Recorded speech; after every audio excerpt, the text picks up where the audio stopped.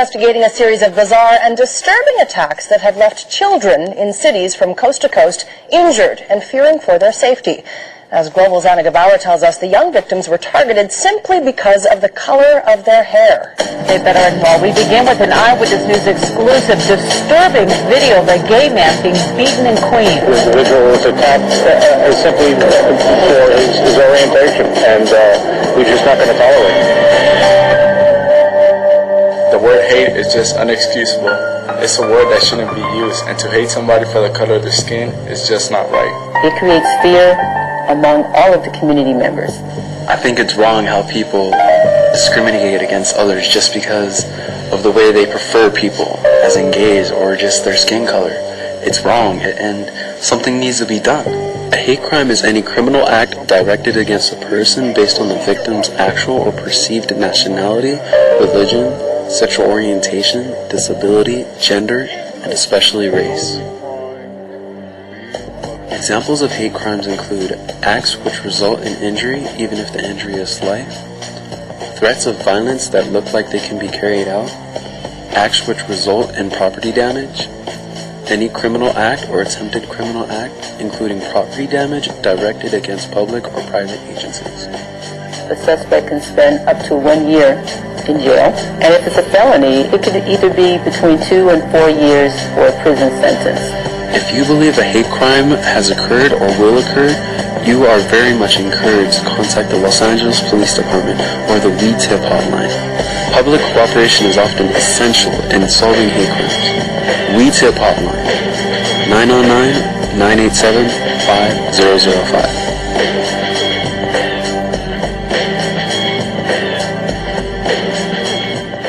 LA's in another year of drought. Every drop is precious. Mandatory conservation will save the water we need if we all do our share. Use a broom instead of a hose to clean driveways and sidewalks. Wash your car only with a shut-off nozzle. Fix water leaks immediately. Choose drought-tolerant plants and run your sprinklers only on Mondays and Thursdays before 9 a.m. or after 4 p.m. The future of LA is in our hands, and that's a good thing. You think it can't happen to someone like you? Are you crazy? It could happen to anyone. Knowing can save your life, or the life of someone you love. Hey, it's free. It's painless and easy. Don't be scared. Just get tested. Know for sure. Get an HIV test now.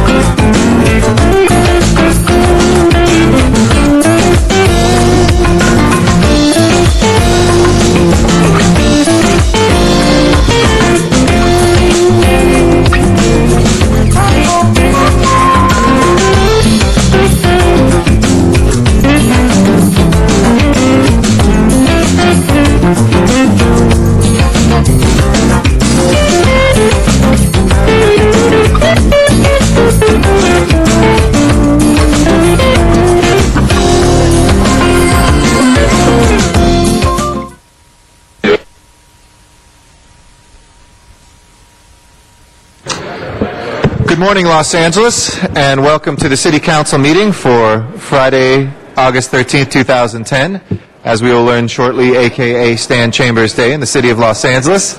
Great to have our guests here in Council Chambers, and want to thank everybody who is here in City Council Chambers.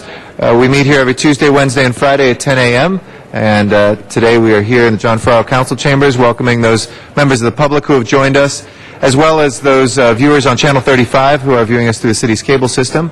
We're also available at two other locations, City Hall in San Pedro and Van Nuys, through the internet at lacity.org, and also through your telephone by calling 213-621-CITY. That's 213-621-CITY.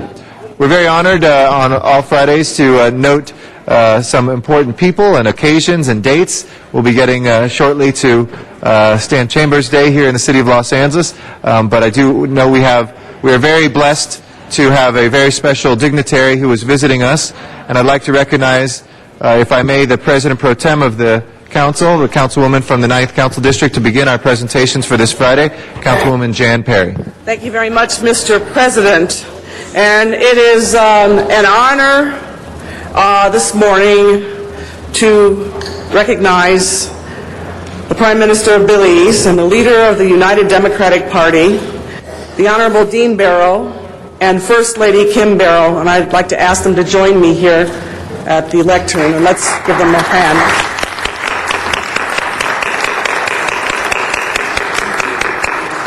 I would also like to recognize the other distinguished guests here today and ask them to rise from their seat. The Honorable Nestor Mendez, Ambassador of Belize. And the Honorable Roland Henry York, Consul General of Belize.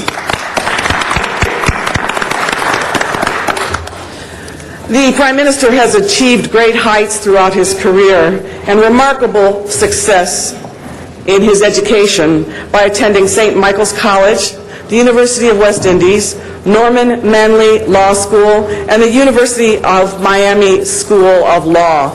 He is currently a silent senior partner at Barrow and Williams Law Firm and is considered one of Belize's most successful attorneys, appearing in several high-profile cases. Mr. Barrow entered electoral politics when he was elected to the City Council in December of 1983. The following year, he was nominated to Cabinet as Attorney General and Minister of Foreign Affairs. By 1993, Barrow's practice in law continued to lead him to greatness, having won his third straight general election and later returned to the Cabinet in the posts he held from the previous administration, in addition to Minister of National Security. On February 8, 2008, Barrow was elected Prime Minister of Belize, making him the country's first black Prime Minister. His wife, First Lady Kim Simplest Barrow, is also very active on behalf of the country. She is founder and director of a charity trust relief organization called Lifeline Foundation. This foundation focuses on long-term development and prevention work to help children, their families, and the community to be self-sufficient while delivering food, medicine, clothing, and other necessities to other children who lack those essentials due to hunger, poverty, or national disaster. It is quite an honor to host the Belizean Prime Minister and the First Lady and their guests while introducing them to the Los Angeles Belizean community. Los Angeles boasts a Belizean community of about 40,000 people, the largest concentration of Belizeans outside of the country of Belize. So on behalf of the community and the city of Los Angeles, I would like to present this certificate of friendship as a symbol of our long-standing and long-lasting relationship to the Prime Minister and the First Lady. Thank you.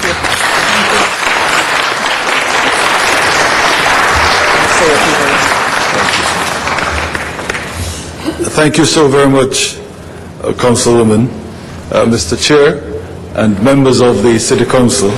Let me just say that we are very grateful for this extremely warm welcome that you've given us.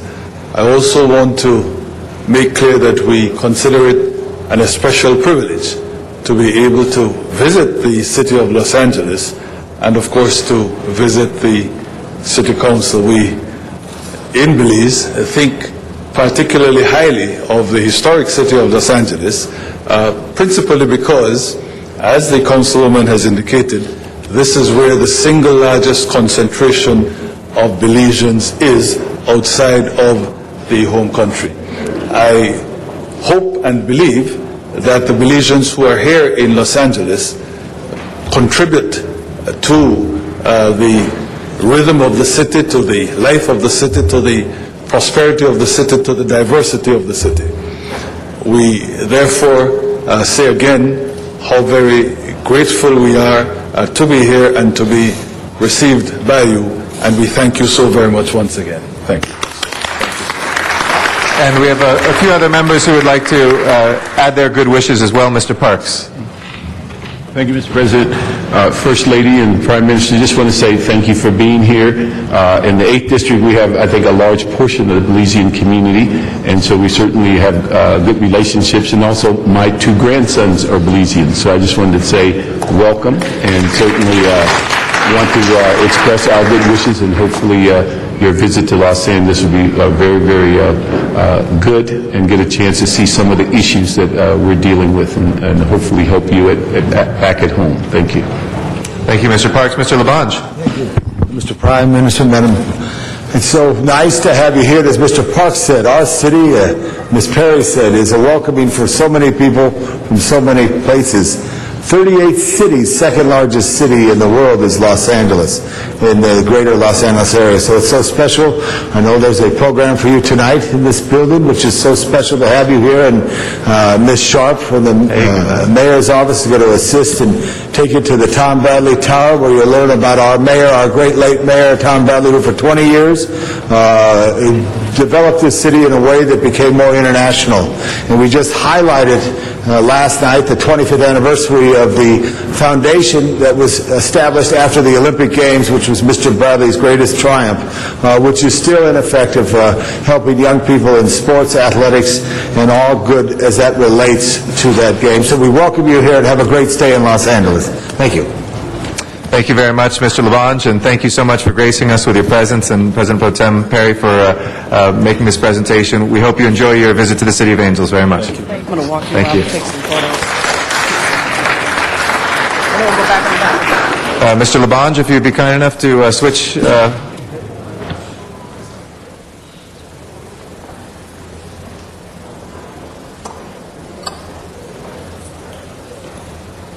Microphone's on. And I'd like to call on the President of the City Council for a special recognition of someone who we've known for many, many years. And I will want to welcome everybody again as we call on Mr. Garcetti. I'm going to let him say the big name, which is recognized throughout all of Southern California. Please welcome the President of the City Council, Mr. Eric Garcetti.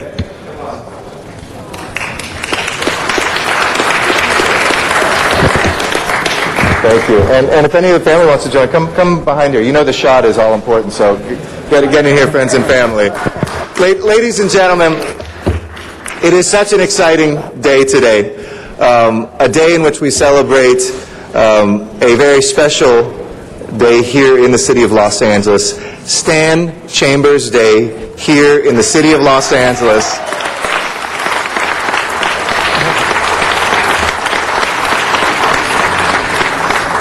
In a city that seems like it sprawls to the horizon, in communities where people say, we're so diverse, we don't know one another.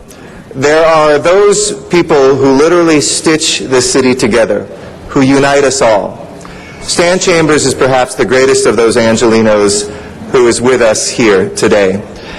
He started a career in an era now where people switch teams and stations, it seems, every week. As I said on the morning news today, he is the anti-LeBron James. He has been with the same station for 63 years at KTLA Channel 5, and it is such a great honor to represent Tribune and Channel 5 in the heart of Hollywood, but also to count Stan as a friend, which I know this entire city does. Stan Chambers began working there in 1947. Mr. President, how many televisions were there in Los Angeles in 1947? 421. Very close, 300. And they actually knew the name of everybody. Can you imagine this? A year in which Fletcher Bowen was the mayor. 300 people were lucky enough to have this crazy box called a television. And in fact, KTLA, I think, was in regular communication with each one of them to learn how they could improve. And the very first station here in the western United States, actually, was KTLA, and Stan Chambers was there. Today we honor him for his faithful service to the people of Los Angeles and for being a newsman of the highest caliber. He is the man who literally sets the standard. Whether it's in tragedy or triumph, for 63 years, Angelinos have counted on Stan Chambers to give it to us straight, with professionalism and with immense class. And as a city as diverse and as vast as Los Angeles, Stan Chambers is that rare unifying force, someone we all share, regardless of geography or generation. As I mentioned, he joined in 1947, his first year of operation, a few hundred television sets. Until this week, he continued to regularly report for the same station, filing, get this, and I think it's actually been updated, more than 22,000 stories. Think about that. Here in Los Angeles, we have today 10 million stories, and it's difficult to scratch the surface of them, to learn what this town is. But here in Stan, we have somebody who's probably told more stories than any human being in Los Angeles, and maybe any newsman ever, certainly for the same station. It demonstrates an unparalleled loyalty and a dedication to his viewers, all of us, the people of Los Angeles. I grew up watching Stan. I think everybody in this room could say the same, as did my father. My grandfather watched him. He covered both me and my father fairly, smartly, and sometimes toughly as he should, but he always got it right. And we in all of Los Angeles will miss having you in our homes. This is part of what has been a 2 to 3 week retirement party. And folks at the station were joking, it's been so vigorous he may actually come out of retirement to relax a little bit and come here again. But I know that we haven't seen the last of Stan Chambers as a reporter. He has been somebody who has set the bar, who has told the story, who has brought us together, and it is my honor as President of Los Angeles City Council, by way of resolution affirmed unanimously by each of the members of this body, to declare today, August 13th, 2010, Stan Chambers Day in the city of Los Angeles. All right, Mr. Garcetti.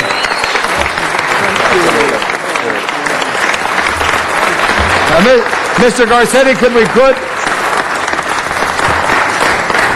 I know there's going to be some members, and I have right here the official proclamation to present to you today. Wow. That's beautiful. Isn't that great?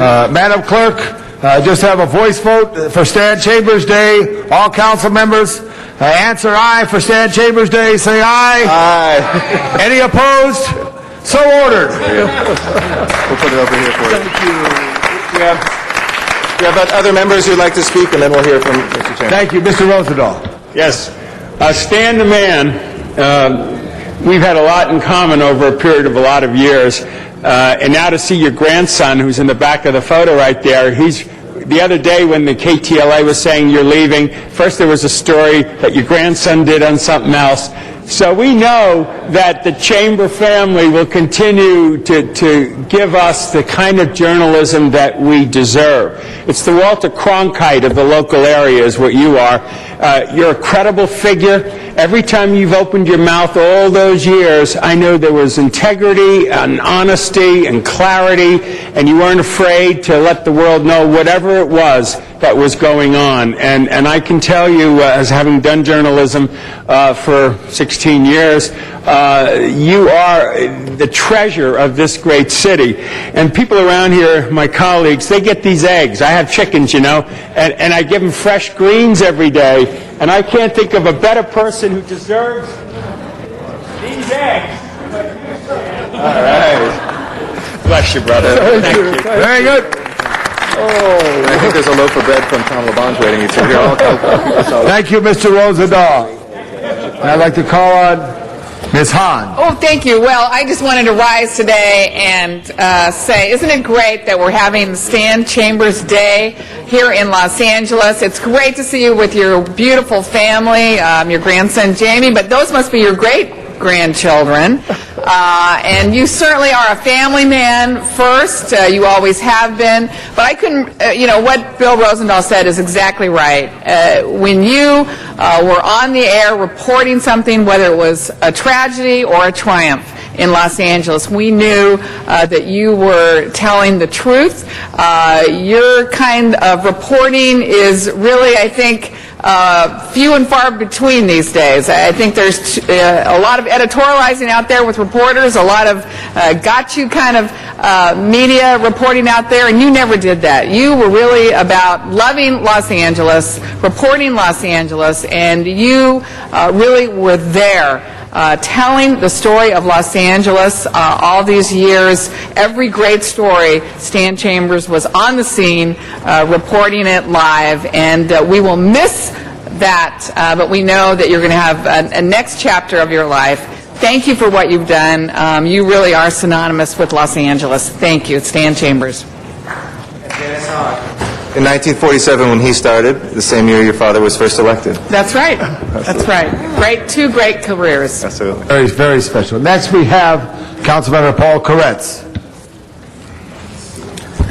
Thank you, Mr. Chair. It's an honor to have a chance to say something about LA's absolutely most beloved broadcaster during the entire history of news in Los Angeles. I've enjoyed watching you for 50 years. I've enjoyed working with you and seeing the kind of very fair and truthful coverage you give for 25 years since the beginning of West Hollywood cityhood and my involvement there. It's hard for me to imagine a better broadcaster, and it's hard for me to imagine LA News without you. You have been the perfect role model for every broadcaster that's come through Los Angeles. And I don't know what else to say. You've been terrific. I wish you a wonderful retirement. I'm sorry to ever see you retire.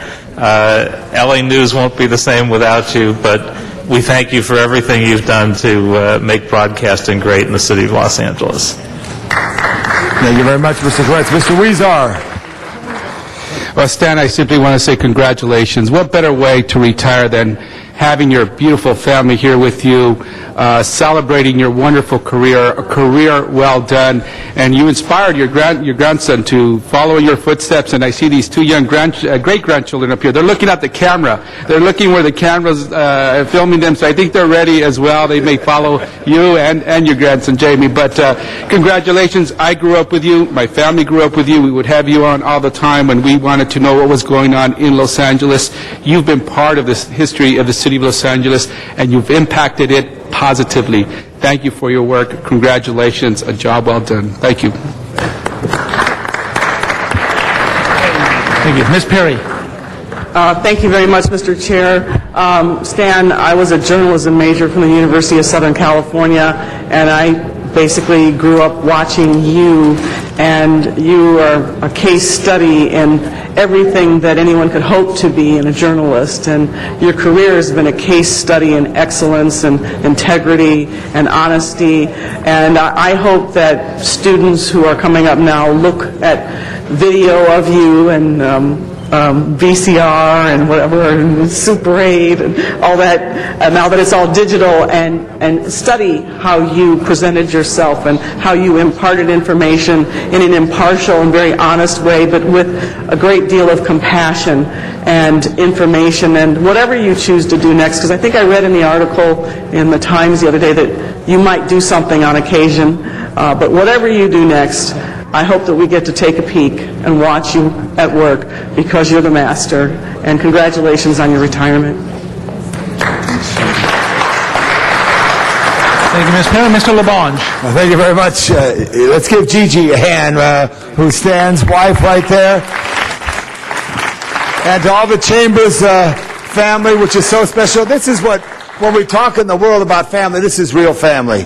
And Stan, living there in Windsor Square, driving up Van Ness Avenue to the station, I remember so many things about you in my life when I was a kid, the Baldwin Hills disaster and the dam breaking, all the fires that you covered. I remember I was selling the Herald Examiner on Hyperion Avenue, and all these police cars raced by, but I didn't give up my corner until I saw the Telemobile, and I ran up to Surrey Street in Rowena, where there was this famous shootout at that time. You've done so much. Your first assignment, I think, was at the Pan Pacific Auditorium with the ice skating, and then you were there when that tragic fire took that historic building down. You've been everywhere. And I had the honor, Mr. Garcetti, just recently to do an interview with Stan at one place he had not been, believe it or not. And it's hard to believe Stan Chambers not been anywhere in Los Angeles. He had not been to the Bronson Caves. And we went to the Bronson Caves and did the whole history where Batman came out of the tunnel and all of that. But you are truly very special. KTLA is very special, and all the local news. And I just want to congratulate you, Stan, and everybody. It's nice to see Jamie in the rear, the little Jamie in the rear who really carries the tradition. You were the first, I think, reporter in Southern California that the LA City Fire Department gave a fire brush jacket to because they respected you so well. And if my memory serves me right, you were the first to get a phone call from an amateur video photographer on Foothill Boulevard the night of Rodney King, and LAPD fumbled the ball, if I could say that, as how they didn't believe that, and that videotape that later turned the whole tide of what was happening in that era of time. You've been so much involved with the history of Los Angeles that when we build our history museum for Los Angeles, we should truly name it the Stan Chambers History Wing, because you were so special in so many areas. I love you. I love your family. You're so special in everything you do. And I just want to thank Mr. Garcetti, who very much loves the fact that KTLA is in his district and all that it does for the news, for community news. So congratulations, Stan Chambers, on your day today. Free parking at any meter if you can find a space.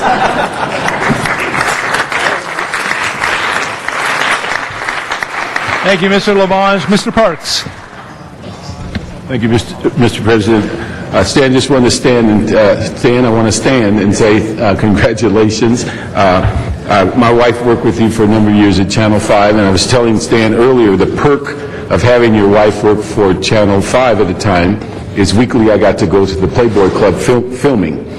Stan was never there, but a number of Los Angeles police officers went over and we protected that location to make sure that nobody interrupted the filming. But my first remembrance is the enormous camera out at the well site. And we, at the time, on 33rd and Central, had a TV about this big. It was small. The TV screen was smaller than the camera that you were out there in the field using. And then you see the technology today as it's changed and a variety of things. But you haven't changed. You've been consistent. And I think it's so important. My son worked in the business for a while, and he used to always talk about whether there were people who read the news and there were reporters.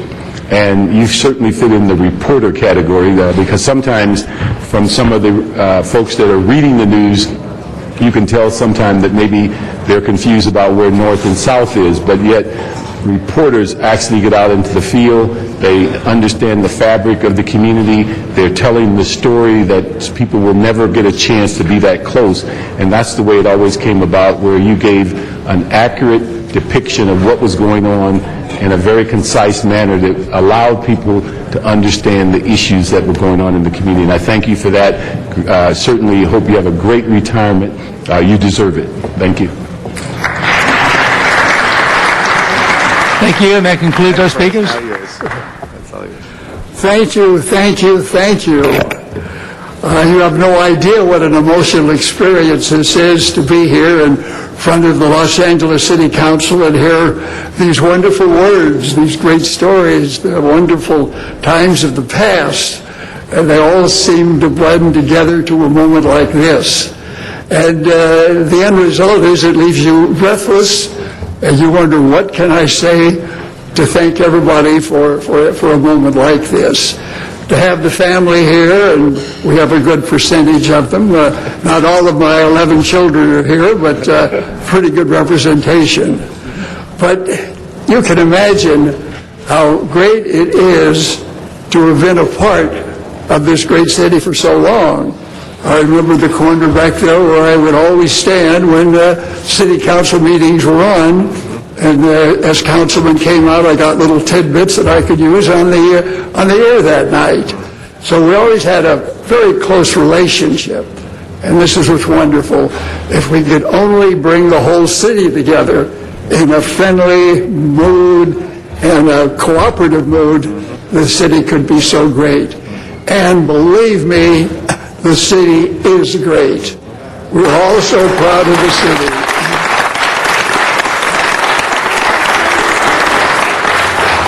I don't think the average citizen can comprehend the problems that you encounter all the time, but you face all of the problems and you answer them. You get answers here, you get action. So it was wonderful for me to be able to sit back there, stand over there, and make a few notes and watch history take place. So you can imagine how emotional this is when your life just room in front of you. And I've really, really enjoyed it.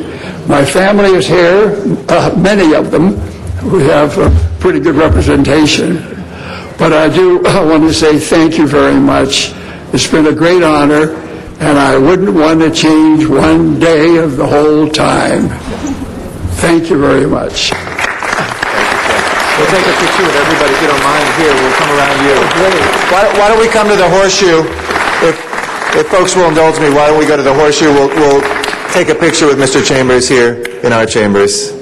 And thank you all very much. And enjoy Stan Chambers Day in the city of Los Angeles. Thank you all very much, and we'll take a photograph right here. Thank you. Thank you. Really wonderful. Really wonderful. You come over here.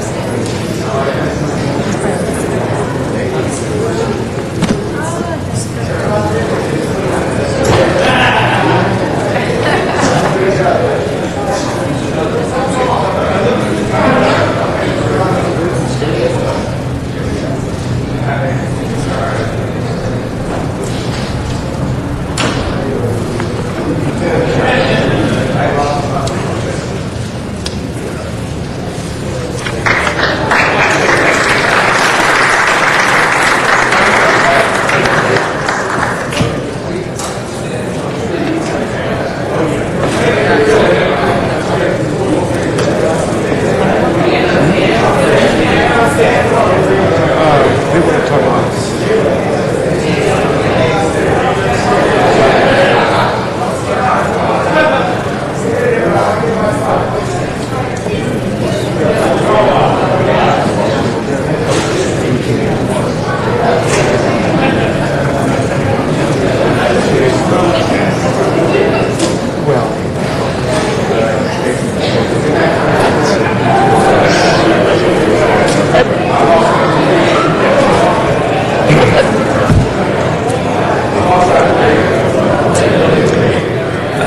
Thank you, Mr. Garcetti.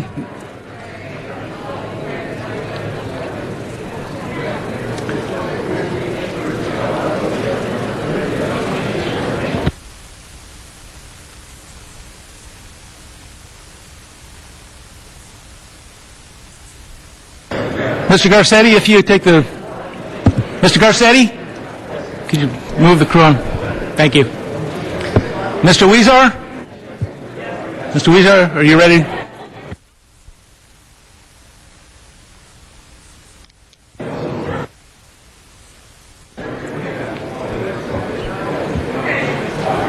Okay.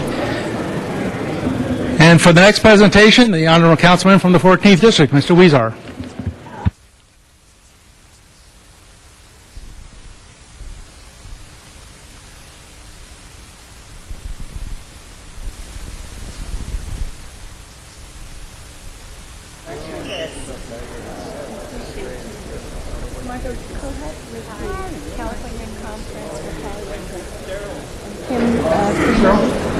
With the gas company? Well, come on up, everybody come on up, and then you might want to introduce everyone as well when we come on up. Well, thank you, Mr. President. And going from someone who reported the news to an organization who is doing great work in the entertainment industry, it gives me great pleasure today to recognize the Imagen Foundation on the occasion of their 25th anniversary. Since its inception, the Imagen Foundation has worked tirelessly to encourage the positive portrayals of Latinos in all forms of the entertainment media and to reward excellence to those entities or individuals whose productions elevate the image and status of all Latinos. The idea to create this inspiring organization started 25 years ago when a meeting took place between founder Helen Hernandez and one of the 2010 Imagen Award honorees, Norman Lear. Together, this dynamic duo has been able to create an annual Hollywood tradition of recognizing and encouraging the television, film, and advertising industries to portray Latino actors and production storylines in a positive and accurate manner. The Imagen tradition is one that recognizes those important producers, directors, and writers who contribute from behind the scenes, as well as the Latino actors portraying those positive roles. In addition to the awards, the foundation, with the support of the studios, networks, and production companies, holds an annual job fair open to the community at large as a public service. This job fair, now in its 14th year, has been credited for launching the careers of some current executives and for introducing communities to the opportunities available in the film industry. In 2007, Imagen began a project to track Latino senior-level executives in the industry. This effort, now known as the Imagen Powerful and Influential Latinos in Entertainment, has identified more than 100 industry executives as well as talent agents and managers in mainstream media. In 2008, in cooperation with Congresswoman Hilda Solis, now our Labor Secretary for the United States, the Latina Leader Celebration was created to honor women who have contributed their time, efforts, and resources to the betterment of our community. The inaugural event was held in the nation's capital at the Library of Congress and is destined to become a mainstay during Women's History Month. At this time, I would like to present the certificate to founder and president of the Imagen Foundation, Helen Hernandez, to congratulate all of you for your work that you have done to portray positive images of Latinos in the entertainment industry. Thank you so, so much for your work. Your work has allowed this country to be more cohesive and inclusive of everyone who lives here. Congratulations, Helen. Thank you. Thank you very much, Councilman. Thank you very much. I appreciate it so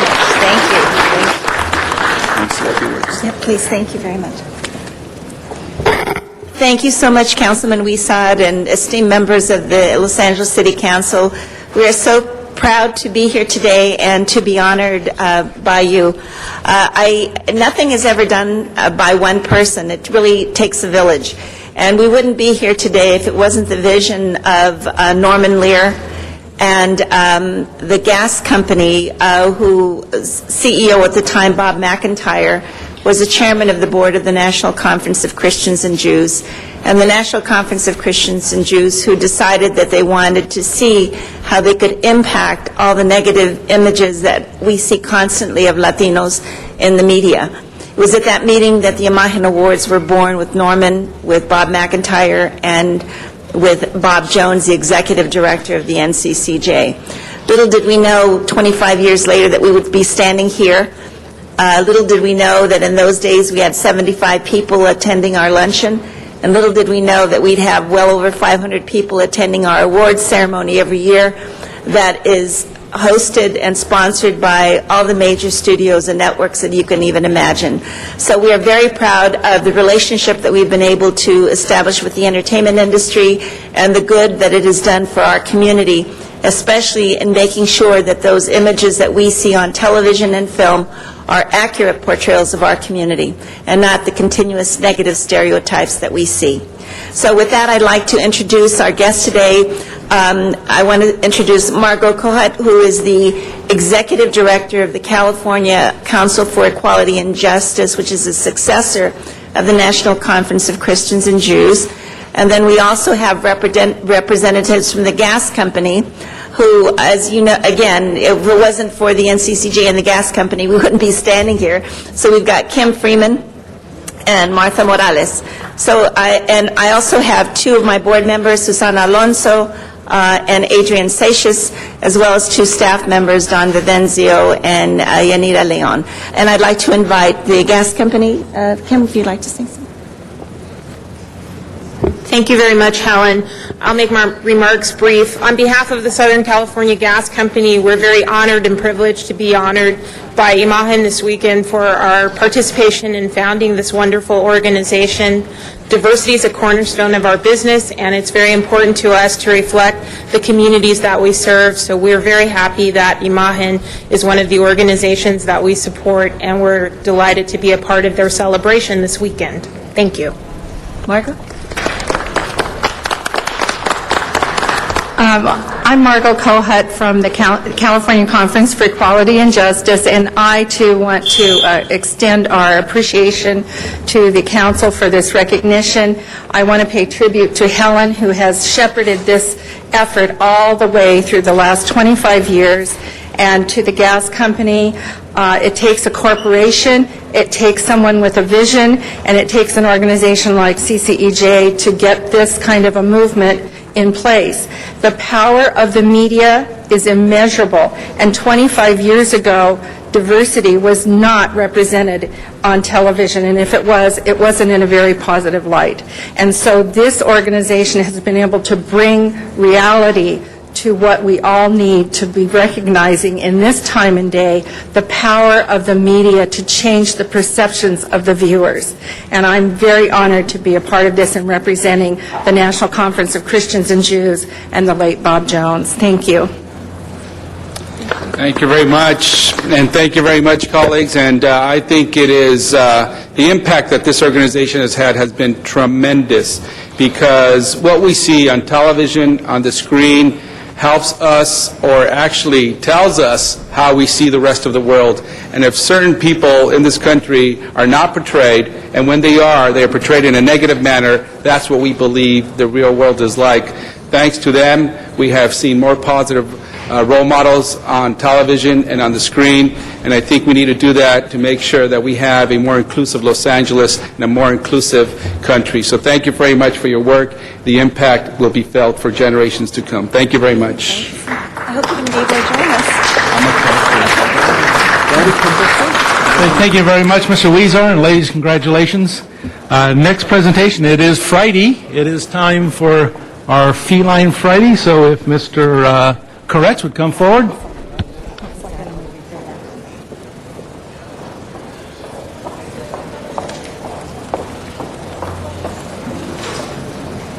Is Mr. Koretz ready?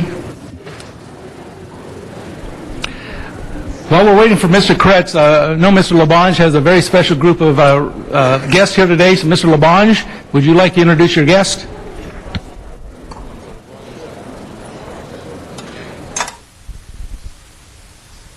Is anybody here today? All right. I know Mr. Wesson's not present. Okay, thank you. They're bringing him up.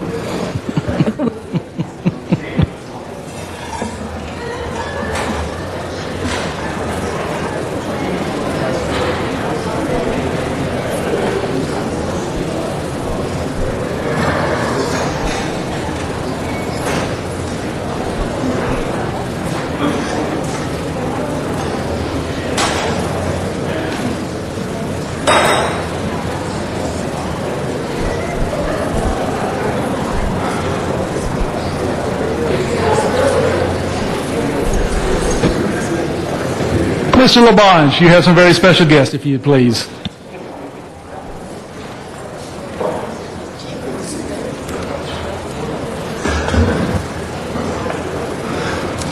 Mr. President, we have a very special guest that is here in our city. I'd like to ask Ms. Perry to join me after she can. This is a very special guest because it's the Deputy Mayor of our city of Nagoya.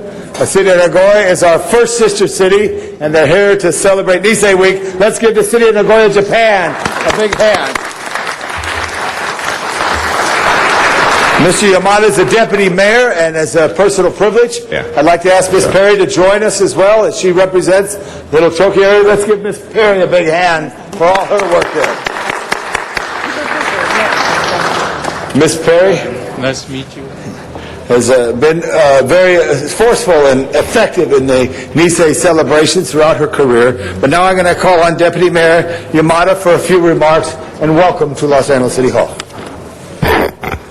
As Mr. LaBonge, thank you for your introduction.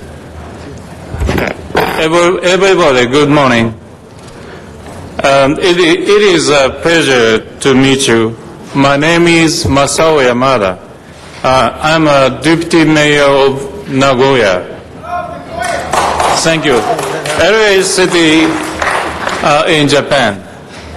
I tried to have a poor English presentation as well as the mayor of Nagoya. I'm here with a high school exchange student, 4 students here. Exactly 1 year ago, Mayor Kawamura returned to Nagoya, impressed by his experience with the public comment system here in the chamber. He said to me, "Why don't you go and speak too?" And so here I am speaking. By the way, Mayor Kawamura has worked to sell the city assembly on the idea of public comment. As a result, 3 minutes speeches by residents have started at the assembly committees this year. We started. Aside from public comment, another system Mayor Kawamura created based on Los Angeles example is neighborhood committees, like neighborhood councils. Feeling that it is very important that presidents be able to decide for themselves on issues affecting the neighborhood. The mayor included the creation of Japan's first neighborhood committee in his campaign pledge. And from March of this year, neighborhood committees have begun operating in 8 model neighbors. Because there was no precedent for neighborhood committees in Japan, we created a system with the advice and information we received from people in charge of the neighborhood council system here in Los Angeles. I believe that in the future, our sister city exchange should not be limited to culture and sports, but also extend to learning from each other's administration and city council systems. I feel that we must incorporate each other's good point into our own system and progress to a new level. Mayor Kawamura has been mayor for a year and 3 months now. Since then, he has continuously been involved in heated debate with the City Assembly about the 3 pillars of his platform. Those being the reduction of residence tax, the creation of neighborhood committees, and the City Assembly reform. Unfortunately, it doesn't seem like the debate will reach a conclusion anytime soon. That's why I hope I can learn something here in our city, our sister city of Los Angeles, that will help solve these problems before I go back to Nagoya. So I'd appreciate it if someone could just slip me a cheat sheet later with the answers, with good answers. This year is the 400th anniversary of the founding of Nagoya. So throughout the year, we're holding a large number of events to commemorate the occasion. In closing, I would like to invite the members of the Los Angeles City Council and all the residents of LA to take this opportunity to come and visit our city. I'm looking forward to see you again in Nagoya. Thank you. Thank you very much. Terry, you want to say something? Thank you. Thank you, Mr. Labange, and I'm also pleased to stand here not just as the representative of Little Tokyo, but as someone who joined the Sister City organization last year on a trip to Nagoya, and to participate in the parade and represent the city of Los Angeles was a great honor. One of the things that impressed me so much about Nagoya was the kindness of the people, the friendliness, the number of municipal electric vehicles on the road there, which made the air extremely clean and the city even quieter. It was really quite extraordinary to see sanitation vehicles picking up garbage from restaurants and in the retail areas, and they were extremely quiet. And it's something that we could learn from Nagoya. They have a mayor with an extraordinary personality, and he is bigger than life, and is recognized everywhere he goes.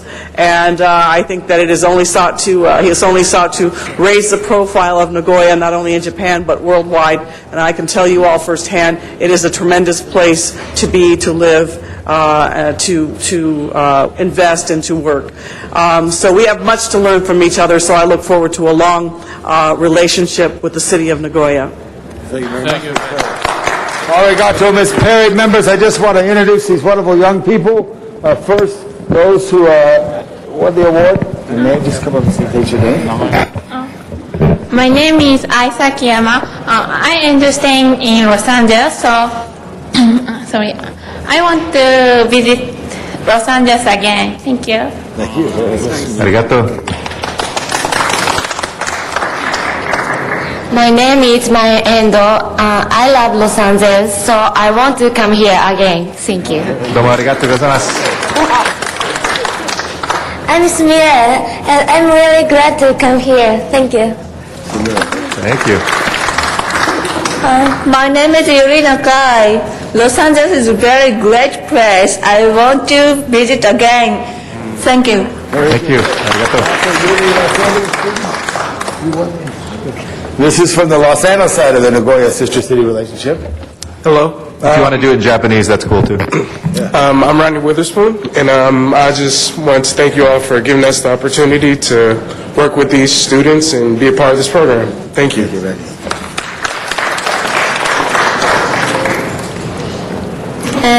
My name is Stephanie Carrillo, and thank you for having us.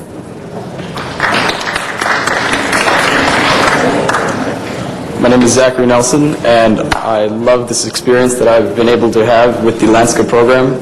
Thank you. I love Nagoya and Los Angeles very much. This is a very effective Sister City program, Deputy Mayor, thanks to the long work of Nagoya and Los Angeles. Let's give a shout out to Ernest Hilda, who is the very special chair of the Los Angeles Sister City Committee, as well as Norman Arakawa, past chair, member of the Port of Los Angeles, as well as our special delegation guest here. Let's give everybody a big hand right there. Thank you. Mr. Labange, Mr. Rosendahl would like to add his good wishes. Mr. Rosendahl? Thank you, Mr. President. And as you can see, Mr. Greg Smith and I are standing next to each other. And we're standing next to each other because we both went to Nagoya together as an official delegation. He was the senior member of the group. I was kind of a rookie, about a year and two into this job. And I was so impressed with Nagoya. First of all, taking the garbage and turning it into energy and not wasting anything put you far ahead of the United States and every other place. In fact, we went there to see what you were doing. Then we also took the bullet train from Nagoya to Tokyo and then back, which was also extremely impressive because we need to get more trains, more light rail, more high-speed rail in this great country of ours. So Nagoya has been an example for us and has taught us things, and I want to thank you very much. And the sake was very good, too. Thank you very much. Thank you, Mr. Labange. Domo arigato gozaimashita. I thank everyone here. I also want to thank Mayor Villaraigosa for giving me the opportunity to head up our Sister City program and this very special one in Nagoya, Los Angeles. Thank you very much. Thank you. Thank you. We're going to go in the back and take some pictures. We have next Mr. Koretz. Do we have a feline today? And Mr. President, as Paul walks up there, the points that the Deputy Mayor made about public comment, about neighborhood councils are so important. And I want to salute Paul Krikorian, who worked with the Deputy Mayor in helping establish that. Paul, thank you very much. Thank you very much, and thank you, Mr. Krikorian. Mr. Koretz will next present, that does not look like a cat. Oh, there is one too, a dog and a cat. So, Mr. Koretz? Well, on behalf of Councilmember Wesson, I'm also doing the Dog Adoption Friday, and we'll start with this beautiful dog. Hello. And this is Oscar. He's kind of a wiener dog, hence I'm sure that's how he got his name. He is a Chihuahua mix. He's adorable. He's got a wonderful personality.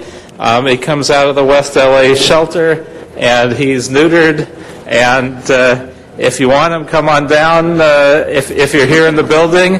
Otherwise, you can call my office for details on this one and the cat that'll be shown later at 213-473-7005.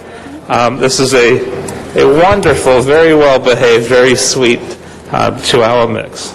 Hey, pup. So come on, get this beautiful dog. Want to move. And also, why don't you come in the picture? We also have a beautiful cat from the West LA shelter.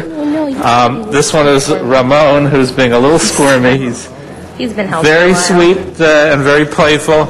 A beautiful Siamese mix with beautiful coloring and blue eyes and a wonderful personality. It's also a neutered male. And if you want probably the prettiest kitten that we have had since we've been doing this, come on down to the council chambers and grab this beautiful kitten, or again, call my office, 213-473-7005, and adopt this beautiful kitten. And let me take him out for a second so you can see how pretty he is. He's really cute. He's beautiful and playful. So come on down to adopt both of these gorgeous animals. And of course, at other times, if you don't grab one of these two cats and dogs, we have wonderful animals at our 6 animal shelters. So go to any one of them, and you can find a wonderful animal. Thank you very much, colleagues. Thank you very much, Mr. Koretz, and thank you for alerting the public to those 2 wonderful friends that they can adopt right now from our shelters. With that, if you'll please call the roll, Mr. Clerk, that will finalize our presentations for Friday. Alarcon, Cardenas, Hahn, Weezer, Koretz, Krikorian, Labange, Parks, Perry, Reyes, Rosendahl, Smith, Wesson, Zine, Garcetti, 13 members present and a quorum, Mr. President. First order of business, please. Approval of the minutes. Thank you. Mr. Reyes moves and Mr. Rosendahl seconds. Without objection, those will be approved. Next order of business. Commendatory resolutions for approval. All right, Mr. Weezer moves and Mr. Smith seconds. Without objection, those will be approved as well. If we can please run through the agenda. Items 1 through 6 are items for which public hearing have been held. A committee meeting was not held for item 2, and subsequently a public hearing was not satisfied. Okay. We do not have any cards, No, sir. so we'll open and close the public hearing on number 2. Any specials 1 through 6? Mr. Reyes? Items 2, please. Okay. And Mr. Parks? I'd just like to make a technical amendment on number 1, that this report should fall under the master CF number 10-0225. Okay. We'll make that amendment. Yes. And 6 for Mr. Rosendahl. If we can take up 1 as amended and 3 through 5. Please open the roll, close the roll, and tabulate the vote. 13 ayes. Those are approved. Next items, please. Items 7 through 21 are items for which public hearings have not been held. 10 votes are required for consideration.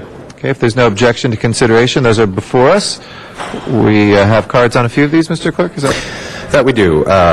Items 8, 11, 12, and 15 have cards, sir. Okay. Call those special for cards from the public. We'll close the public hearings on the others. Mr. Weezer? Number 13, please. 13 for Mr. Weezer. Mr. Reyes? You already mentioned item 11, but it's already been called. 11, right. Okay. We'll call that special for you as well. Any other specials? All righty. If there are no other special items, let's go ahead and please prepare the roll on the balance and tabulate the vote. 13 ayes. Mr. President, as a matter of record, relative to item number 7, the annual salary has been established at $195,917. Okay, thank you. If we can go to the continuation agenda, please. Item number 22.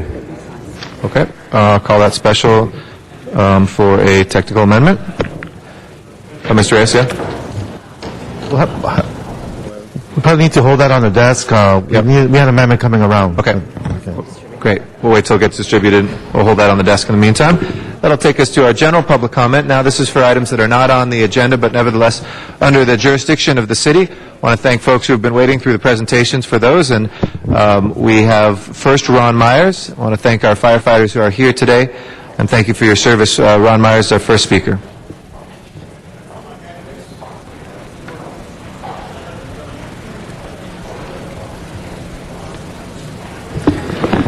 Good morning. My name is Ron Myers. I'm a fire captain with the fire department. I work at Fire Station 90 at Van Nuys Airport. I'm here to just kind of talk about the budget cuts a little and the brownouts, the effect they're having on the firefighters and the city. We operate the heli-attack operations for the helicopters that fly over your brush fires that affect most of your areas. At the time of most of these brush fires now, we are browned out between 9 and 14 shifts every single month. Our engine company is shut down.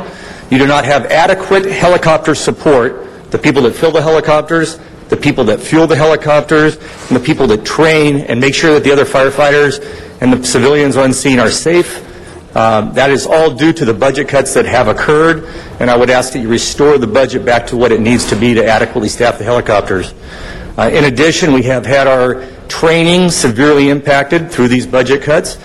We are shutting down approximately 15 to 25% of the fire companies and paramedics every single day. It's a shell game the department's playing, and I'm not blaming the fire chief. I'm just putting it in the proper perspective. They are moving companies around to cover behind other companies, and you do not have the coverage that you need throughout the city on any given day.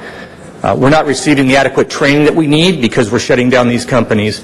We have a tenet, a motto up in our training center that says train as if your life depends on it. And our lives do depend on it, and we are not getting the adequate training. It's pretty predictable that you will have loss of life either to the public or to a firefighter. We've escaped several bullets lately, the titanium explosion. If you look at the review of that, it was directly related to the firefighters and the supervisory personnel on scene not knowing the district, not being familiar with the buildings, not being able to pre-fire those buildings, and all of that is a direct result of us not being in service and not knowing our districts and being allowed to work in the districts and cover them for the communities at large. Thank you. Thank you very much. Pat McCosker is our next speaker. Did you want to? Mr. McCosker? I'm next, all right. You're up next. Stay put, man. Before you all go anywhere? Thank you. Go ahead, please. Yeah. Thank you. Good morning, Council President, members. Pat McCosker, President United Firefighters, Los Angeles City. I was here at this microphone 2 days ago, as you know, talking about a fire that occurred in Sherman Oaks in which we were lucky that we had an engine company opened. A couple minutes later, they would have been browned out, closed for the day, not able to respond to this fire. They participated in a heroic rescue. They got 3 people out safe and sound. They went back in and found a 4th trapped young man, badly burned, carried him out alive. Unfortunately, yesterday he died, I'm sorry to say. Yesterday we had another unfortunate incident tied to our brownouts. We had a fire in the Crenshaw district of Los Angeles, and 2 twin 15-year-old brothers died tragically in that fire. In this case, the closest fire station, Fire Station 94, did have the engine browned out. It was closed. Now, I'm not saying that we would have saved those 2 children had that engine been open. Nobody can say that with any certainty. But I can say that we give people a better chance of survival if we can reopen these 15 fire companies that are closed every day in Los Angeles. I can also say that we let our firefighters operate more safely with adequate staffing. The half Sorry, crew... Mr. McCosker, if I could just pause for a second. If I can ask folks to move their conversations, please, out of chambers right now. It's difficult to hear our public comment speakers. Thank you. Thank you, Mr. President.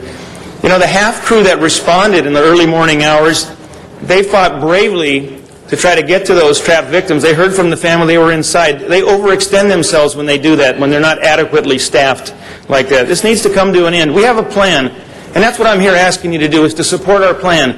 We're working with the mayor right now. He's been very supportive, working with many of you, and it's a plan that doesn't ask you to take from the reserves. It doesn't ask you to take from any other department. It's a balanced budget plan to reopen these closed fire companies. It starts with sacrifices by these guys. We have on the table deep sacrifices by firefighters that do the lion's share of what's needed. So please get behind it. Please talk to the CAO. Please talk amongst yourselves. Please talk to the mayor, who's been very supportive to this point of the plan, because we need to reopen these fire companies before it's one of these guys that gets killed. That is going to happen eventually. It'll be a firefighter who loses his life because of the delayed response and the additional risks taken on by those who are there. So thank you. You all have made public safety your top priority throughout the years and through this budget crisis. I want to acknowledge this is not your fault. You were handed a dangerous staffing plan by a retiring fire chief about a year ago. It's time to end that, reopen these fire companies, and give us the chance to save trapped victims like those that have occurred in the last week. I appreciate your time. Thank you. Thank you. Mr. Smith, I think would like to make a brief comment. Yeah, Mr. President and Pat, I want you to hear this one more time. I've asked you a number of times not to do this. You keep saying the word, we have closed engine companies. You give the impression to the people of L.A. that we've closed fire stations. Not one fire station has been closed, and when you said 94 was going to be closed, that is not factual. What we've done is reduced force at those stations by 1 engine instead of 3 to 2. And that's what's going on in this city, and I really resent you keep coming up here and saying we are closing engine companies. Technically, that's absolutely right. We are closing a single company out of 3 hold on, if I engines. can have order, please. On the And in floor. the fire just the other night, LAFD responded in 4 minutes, and the normal time is 5.3. It is not affecting response time, and I wish you would quit doing that. I really wish you would be All right, honest and with the people. Hold on, we can't have a back and forth here. Not closed. We can agree to disagree, but we cannot have a back and forth here. Hey, sir, if you'll please sit down. Sir, Mr. Carrion, if you'll please sit down. Thank you. Francisco Rivera is our next speaker, and that's the last warning, Mr. Carrion. Arlene Freeman will follow after Francisco. Good morning. Good morning, Honorable Council President Eric Garcetti. Good morning, honorable members of the City Council. I am here to speak, about celebrating Salvadoranhood in Los Angeles. On July the 30th, the 31st, and August the 1st, we held 25 events in 72 hours, including the Feria Agostina at MacArthur Park, and we celebrated the Expo and Film Festival. But first of all, I want to recognize today the presence of Mr. Oscar Dominguez, that he is, the founder of the concept of the El Salvadoran Community Corridor. And also, it's an honor to have with us Ana Castro, a fighter for all workers in the city of Los Angeles, the janitors. And again, we talk about the Day of the Salvadoran, but as it seems, we should be celebrating a month of the Salvadorans, because today we will be discussing, item 15 regarding the resolution in support of a bill that will be taken in Sacramento. But again, this is very important. I represent also the Board of Directors of Rescate, one of the oldest and largest institutions serving the Central American community. But, we are, for the first time, the city with this resolution is acknowledging the presence of about 100,000 and 1 million Salvadorans in the county of Los Angeles, and I would say that half of them, they live in the city of Los Angeles. But the problem is that the fair share is not there. Like in the case of Rescate, they cut the funding back in 2004. So, and we're serving. So we want to we applied for ARA funding and there was not.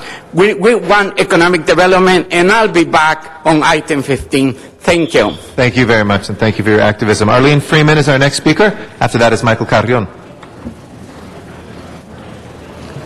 Good morning. Good morning.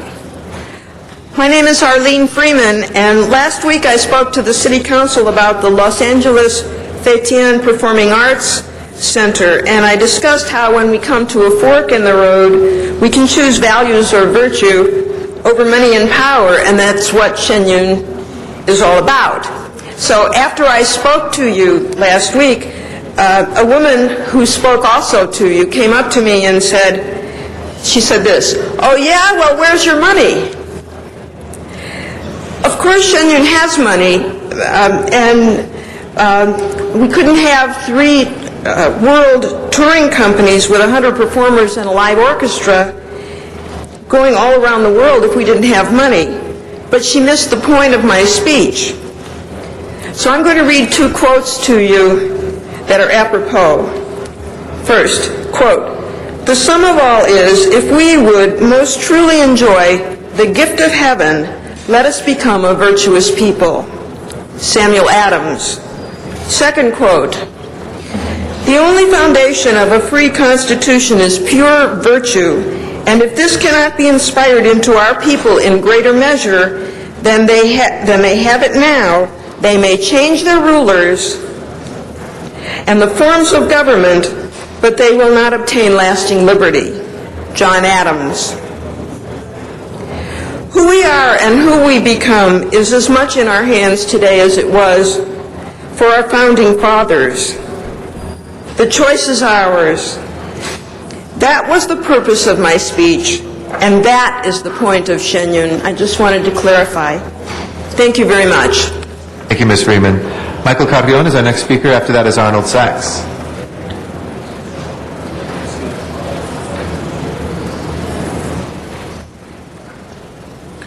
Yes, my name is Michael Carrion, and I've been coming here for years and listening to the city play with words and manipulate the system to its convenience.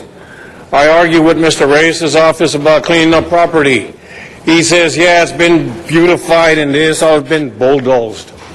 Yet you guys sit here and tell your employees who are on the front line that they're lying and misleading people. You have people coming from out of town that tell you they're practicing what you guys are practicing here. Maybe you should practice what they do and listen instead of ignore everybody. Last week I came to try to speak to Mr. Krikorian's office, but he was too busy on his laptop. I asked one of his employees, you weren't even paying attention, okay? I asked one of his employees, oh, isn't that against the Brown Act for him to talk to me directly? But I guess maybe he's too new here. I asked one of his employees if I can speak to him for a minute, but he was too busy doing what he was doing. Maybe he was asleep, I don't know. Yet it was two and a half weeks before one of his representatives called a colleague of mine back. His employees said that they would do it. It was 4 days later, after I called back a third time, to let them know that if they don't communicate with us, then we'll be here on public comment. I think I gave your staff fair warning. Whether they spoke to you or not, that's up to them. But when your staff shields you from the public, then you don't know what's going on. I had the same problem in Mr. Reyes' office. His staff shielded us. His staff said this was going on. I have to come here to speak to you guys so you understand what's going on. If anybody wants to speak to me, I'll come speak to you. But if your staff wants to block the conversation we have with you, that's what public comment is for. To speak to you directly so you can hear us. Thank you. I'm right here too. 16. Thank you. Our next speaker is Arnold Sachs.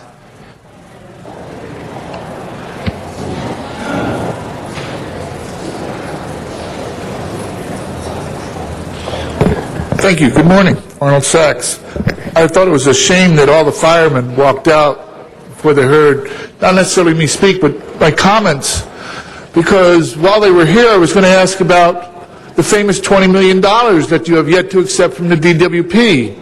You know, the $20 million that Daniel Freeman said that the city would get if they had the ECAP raised. Well, they had the ECAP raised, but you haven't gotten the $20 million. So maybe that would help with the brownouts that the fire department is facing, or the maintenance for the helicopters. Maybe Mr. Smith can clarify that, why you haven't received the $20 million. He offered it. The DWP, you took upon yourselves to look into a ratepayer advocate, which again is redundant because it's a public utility. How about looking into making the billing system more transparent? That's been asked about, that people get the bills, they don't know what the heck they're paying for, but the DWP is working on a plan.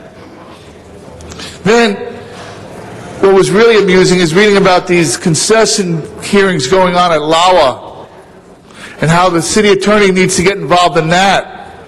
Yet when the city, LAWA had the hearings regarding the architect, and the vote was changed from 4-1 in favor of one company to 5-0 in favor of the other company, city attorney didn't get involved in that.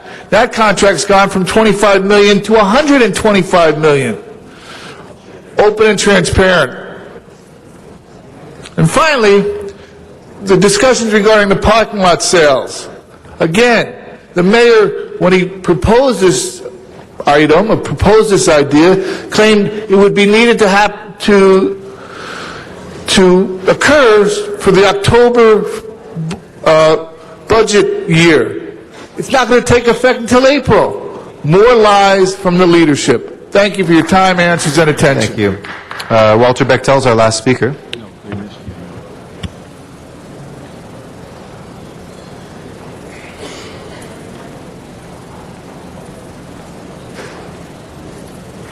Good morning.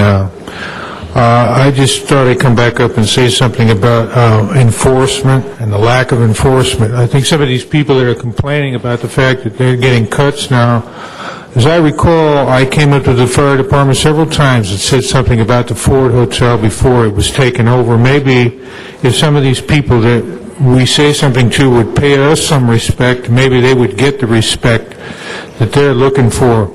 I don't know.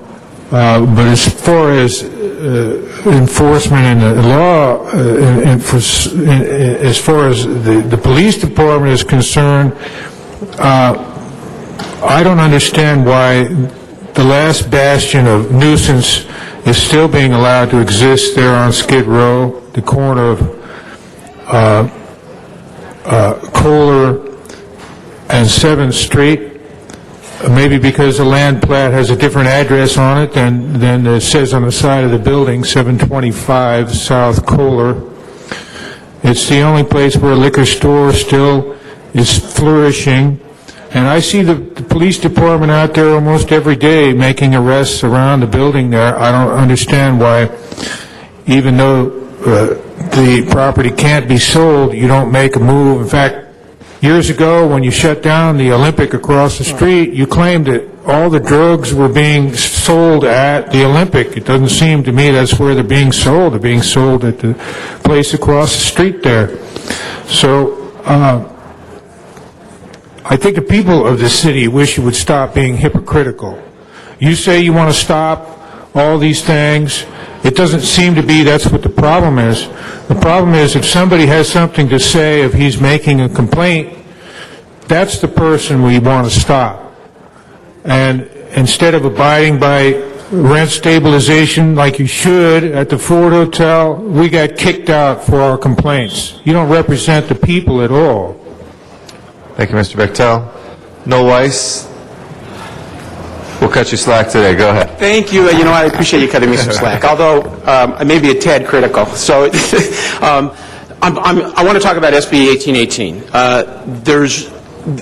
There are a bunch of ticking time bombs sitting around this city, and I really want to stop more from going off.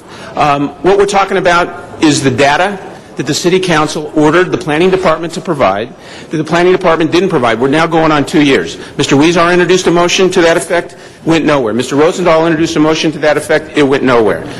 Mr. President, seriously, I think what we need here, Mr. Krikorian, Mr. Koretz both introduced a motion on the economic feasibility component. Economic feasibility, whether or not they need the incentives or concessions in order for the project to pencil out. That's part of state law, in my humble opinion. Unfortunately, the implementation orders of the City of LA kind of danced around it. We need to have the data, you need to have the data on how much affordable housing has been destroyed versus how much affordable housing has been created. The problem is, it's stuck in Mr. Reyes' committee. Mr. Reyes is not going to do anything at all unless the council does a Rule 53. Unfortunately, Mr. Krikorian and Mr. Koretz aren't going to do that because they're just not. They're not going to challenge Mr. Reyes. That's just the fact of life. The President of the Council can give them cover. I really respectfully request that Mr. Reyes, at least privately, whatever, we need to just get a debate. Who knows where the facts are, but we can't survive. You can't make policy unless we know what's really going on. So, again, I'm asking. It's very, very important. It's now 2 years late. All we want is a hearing before Mr. Reyes' committee. Planning can demonstrate, and frankly, I think it's going to be a marker on Mr. LaGrande's leadership, because Gail Goldberg wouldn't do it. And to the extent that there's funding issues, financial issues, we'll get the neighborhood councils to do it. It's a good opportunity for them to step up with all the institutional memory that exists. So, Mr. President, Council, those of you who are listening, thank you, Mr. Krikorian, for listening. I respectfully request that if we can move this forward, I would appreciate it. Thank you. Thank you, Mr. Weiss. That will close our general public comment. We've been joined, I see, in the audience by Assemblymember Mike Davis. Always a pleasure to have you here, Assemblymember. Thank you for being here. We will next go to items called special, starting with number 2, I believe. Mr. Reyes, we have item number 2 before us first. So I'd like to recognize you. Thank you, Council President, and colleagues. I called this special because I wanted to emphasize that the Alley River Master Plan is not collecting dust on a shelf. It is an investment that is actually being implemented. And you look shocked and amazed, Councilmember Smith. Took me long enough. It's only 60 years of stuff we're dealing with here. But the fact is that earlier this week, we began the process of creating a CRA area along the proposed cornfield, the Royal Cycle redevelopment project. We have taken initial steps to bring more recreation to the river through a kayaking program, also part of the master plan. I thank you for your support. The bike paths are being finished along Councilman Garcetti's district as it comes up into the Riverside Drive up to Fletcher. We have initiated our RFP, request for proposals, to work on the Lincoln Heights Jail, also part of the master plan. We have created a River Revitalization Corporation that is charged with looking at real estate opportunities along the river. And today we are, with your support, approving yet another phase of the reconfiguring land adjacent to the river. Now this part, colleagues, is the city's first acquisition for land along the river and continues the vision of green, open, and park space along the corridor. This property was approved as a priority acquisition by the council in 2008. Now some of you might ask and look at what good is a park. Well, I can tell you that when families can get together, when kids can feel the warmth of their family, when they can experience Los Angeles in a manner that reinforces our family principles, It is another reason why they don't join gangs, why they don't get involved with all these other kinds of negative elements, because they have a place to be with their family and a way to celebrate their sense of community. The park itself will be a multi-benefit park where seniors, families, and at the same time functions as a water quality project that will clean the water before it gets to the river. The site has been in the family for 60 years. It's part of Los Angeles history. The current tenant will be leaving earlier than expected. This motion begins the next phase of moving the project forward. I look forward to the groundbreaking by the first half of 2002. I'd like to thank the city, the collaboration of the mayor's staff, Antonio Villaraigosa, and the city departments. Over a year of negotiating took place with the owners, and there's quite a few folks, but I want to thank the voters, because without Prop O, this does not happen. And colleagues, please bear with me, because I really want to thank the city family. In particular, I want to thank Chris Espinosa from the mayor's office, who was one of the gladiators in making this happen, Kendrick Okuda from BOE, a Prop O manager, David Roberts from General Services, City Attorney, CAO staff, as well as we're looking at the Prop O Citizens Oversight Advisory Committee. And from my staff, I want to thank Lupe Vela, Marisol Salguero, and Jus Soriel. In addition, I want to thank FOLAR, Alianza de los Pueblos del Rio de Los Angeles, Urban Semillas, and Assemblymember Kevin De Leon's office. They've all worked to make sure that this plan is being implemented. It's breathing, it's alive, it's real, and I want to thank everyone for your support. Thank you, Mr. Reyes. Good to hear the good news of LA River activity continuing to move along. If we can please open the roll on this item, close the roll, and tabulate the vote. 13 ayes. The CAO report. My notes here said move the CAO report, so I'll make sure that. Yes. I didn't ask earlier, the item went on consent, item 16. Can we have that go forthwith? Sure. 16 forthwith without objection. Thank you. Absolutely. We can turn to item number 6, called special by Mr. Rosendahl. Next. Thank you, Mr. President. Could I ask the city attorney's staff to come up on this one, please? Colleagues, this is a motion that Mr. Krikorian, Mr. Garcetti, and I submitted. And it requests the city attorney to prepare an ordinance that extends disclosure requirements to committees making independent campaign expenditures and triples the penalties associated with violations of disclosure requirements, and instructs the City Ethics Commission to work with the city attorney as necessary to strengthen the city's campaign finance disclosure laws. And colleagues, the obvious fact is unfortunately money rules far beyond it should in this country and around the earth. And one of the problems I have right now is that we don't have clean money. We don't have the reforms that I have been pushing for 30 years, because if you could take money out of politics and people don't have to beg and lobbyists don't have to fill the room and people don't have to play out angles, but working straight for the people that they represent is what I would like to see.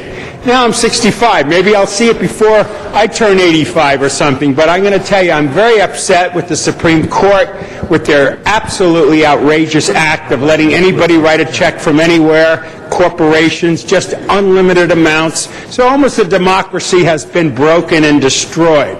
And we need to focus on money and politics. The old story, follow the money. Well, let's just see where we could go with disclosure requirements. Wouldn't it be great if either a politician would have on the jacket all the symbols of all the money he got or she got? You know, wouldn't that be interesting, so people know who they really represent? So what we want is full disclosure as a step in the direction of campaign finance reform. So please tell us what this is about. Now, that was my hyperbole. Was I on the mark? Council member, Your name for the record? Yeah, Deputy City Attorney Renee Stottle. As you mentioned, the Supreme Court ruled earlier this year in Citizens United, and as part of the good part of the Supreme Court's decision was it upheld certain disclosure and disclaimer requirements, and it appeared to express support for disclosure and disclaimer requirements. And so because of that, various jurisdictions are now looking for other avenues of additional disclosure. We here in the city already have pretty good disclosure on independent expenditures. In a large amount, we are ahead of the game on that. But there may be additional things that we need to look into, and we'll do that with the Ethics Commission. Yeah, and I appreciate that. And I might say when I first ran for office, as the campaign was in its fast and furious stages, independent expenditures were rolling in from a huge development project, and the potential voters got it on the email and on the internet. And within 24 to 48 hours, people knew more about where money was coming from, who was doing the money. And I got to show you something right now that I got in the mail yesterday morning. That has to do with Jerry Brown. I mean, it's as sleazy as it gets, you know. And this is big bucks, once again, playing out whatever angle they want to play out. And even on this document, I don't see enough disclosure of what this is all about. It says paid for by Meg Whitman for governor. I mean, yeah, come on. So we got to get beyond this kind of stuff into real discussions, real opportunities. But most importantly, the people need to know who's backing who and why they're backing them. So this moves us in that direction even stronger. Yes, some of the proposals that are part of this motion do that. Very good. Thank you. Thank you, Mr. President. Thank you. Mr. Krikorian. Thank you, Mr. President. Members, the upshot of this is that, as we know, independent expenditure campaigns have dominated city elections for some time now, as they have state elections and now increasingly in federal elections as well. And the Supreme Court's decision that struck down contribution limits to independent expenditure campaigns and struck down the ability of corporations to fund independent expenditure campaigns directly was a blow to this city's ethics reform measures, as we've discussed over the last number of weeks. The point of this motion is to try to take advantage of the one opportunity that we have to get a grip on this, which is full disclosure so that the voters can decide who's influencing our elections. And the problem is, Mr. Rosendahl, you raised an example of a hit piece that was sent out directly by a campaign. The more insidious problem, in my view, is the hit pieces that come out from the Committee for a Better California or the Committee for Apple Pie and Puppy Dogs. And we never really get an opportunity to know who those committees are, who funds them, who makes the political decisions as to whether to attack someone or not, so that no one is ever held accountable. Not the candidate, not the committee, not the contributors to the committee. And so the point of this motion is to increase accountability, increase disclosure, increase information that's available to the public so that the public can make their own decisions about these matters that influence the outcome of our elections. Now, the city attorney has indicated that the prescriptive elements of this motion require some additional analysis, and I appreciate that very much. The Ethics Commission has a number of recommendations that the city attorney wants to spend more time evaluating, and I definitely support that effort and having this motion go forward as the best possible policy solution. So what I'd like to do now is actually move to amend this motion to instruct the city attorney and the City Ethics Commission to work together with my office in order to draft an ordinance that is as robust as possible within the limits of current law, which may even extend beyond the limitation, the terms that we currently have in the motion. But I'd like to have the city attorney and the City Ethics Commission go back, develop the most robust disclosure requirements possible under current law, and bring those back to us as part of this. Seconded by Mr. Rosendahl. Thank you, Mr. Krikorian. I'd like to call now on Mr. Garcetti. Very much, Mr. President, and thank you, Mr. Krikorian. I was happy to join with you, Mr. Rosendahl, Mr. Huizar, on this. And I just want to make sure there's one thing that was missing in the committee report. In committee, I added that we should have the controlling members or member, if it's a CEO, for instance, of a company, as was put forward in Disclose Act, stand up and actually have to say, I am blank from this company and I approve this message. So I wanted to just add that and make sure that was part of this. It's going to go to the Ethics Committee and come back, but I think it's tougher to do on a piece of mailing, but maybe we can look at that too, where they have to put their picture and this is who they are. But I think the person in charge, who is the kind of decider, should be there as well. Thank you, Mr. Garcetti. Mr. Cardenas. Yes, thank you very much.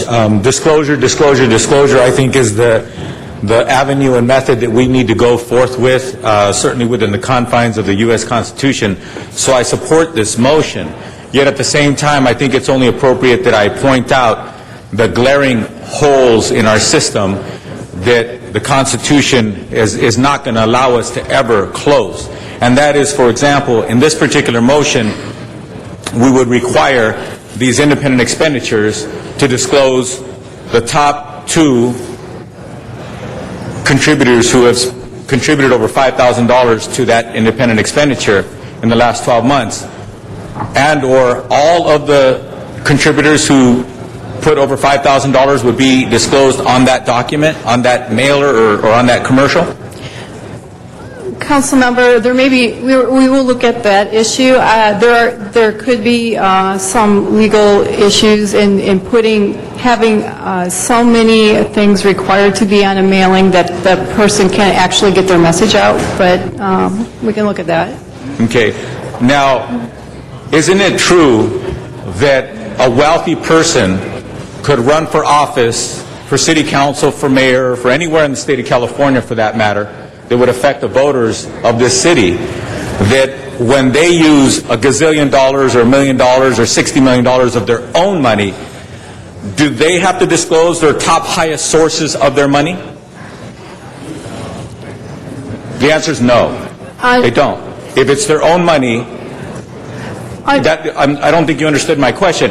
If a wealthy person is running for office, say for mayor. We've had a recent mayor who was independently wealthy. My understanding, he was well worth $350 million at the time that he ran for mayor and won the election for mayor.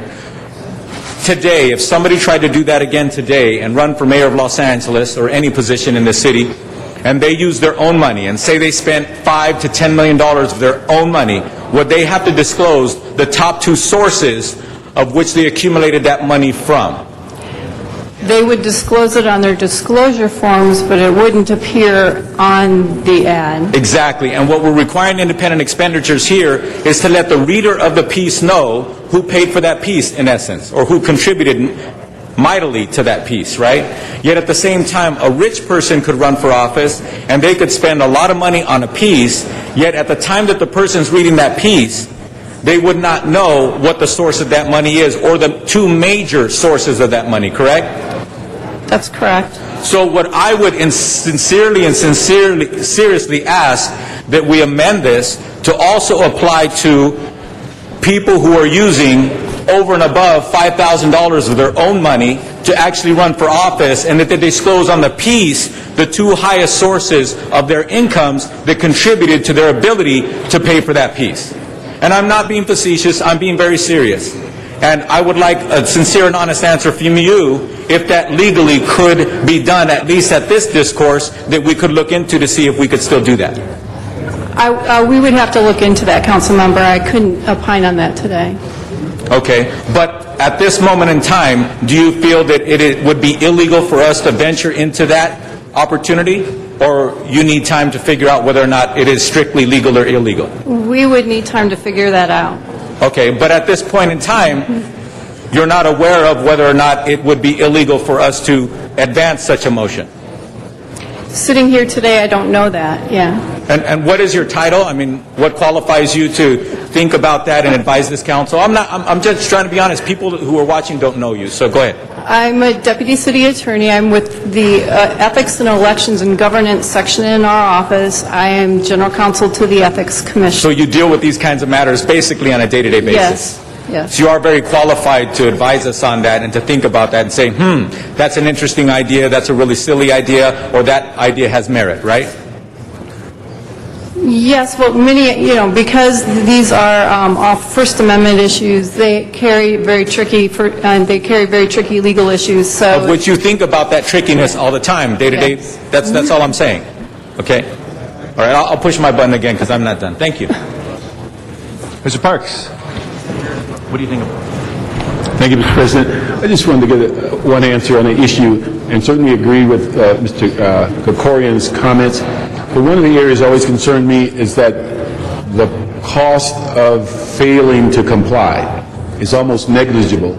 So people can do all this stuff, and it's a very minimal fine if you don't comply, or if you comply so late, it's well after the election.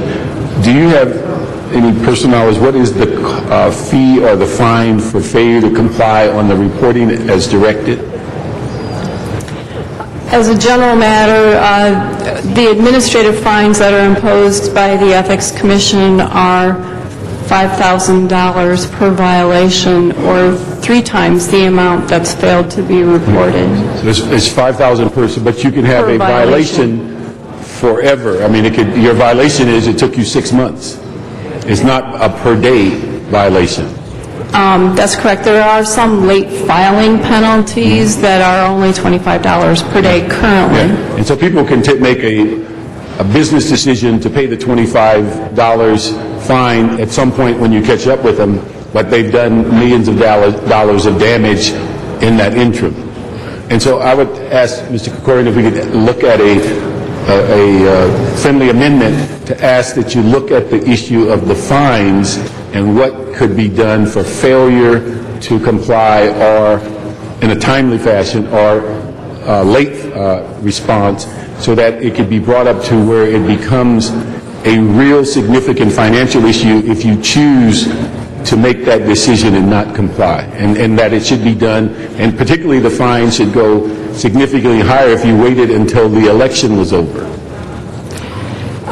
Council member, just point of information, the late filing fees are in the ethics, or in the campaign finance ordinance, which can be changed. The administrative fines are in the charter, and so that would require a charter amendment. All right, but the thing is, we could deal with it from 2 angles. If you could look at that, because it should be significant if you are late or if you refuse, and it really should be significant if you wait well beyond the election.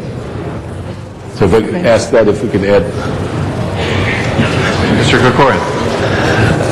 Thank you, Mr. President. Colleagues, this is going to be going back for further evaluation by City Attorney and Ethics Commission. So as part of that effort, I would ask, and as part of my amending motion, I would ask that increased penalties be evaluated and what would be the most effective way to have the most enforceable ordinance. That the current motion called for tripling of the penalties, but another thing we might look at is defining what constitutes a violation. And if a single violation is one piece of mail, or a single violation is one broadcast, suddenly the penalty becomes very, very significant, and that might be an approach. So I would ask the City Attorney work with the Ethics Commission on, in response to Mr. Park's suggestion, also in response to Mr. Cardenas's position, if you could evaluate impacts on the wealthy self-financed candidate and whether there is any way possible to restrict that or to provide greater disclosure in that area, that would be acceptable to me. And then I'd like to also incorporate President Garcetti's suggestion about identifying who the accountable person is, the CEO or other accountable person who greenlights the publication. And with that, the motion is now to send this back for further evaluation by City Attorney and City Ethics Commission to report back to the Council. Yep, great. Mr. Cardenas? Thank you very much. I try not to, even though some things might sound like I'm being tongue-in-cheek here, I'm being very serious. So let me describe to you what I'm talking about. What we're going to require independent expenditures to do here is to disclose on the face of the document or somewhere in the document that's before the person that is actually trying to convince them to vote for or against somebody or something in the City of Los Angeles to LA City voters. I'm for that.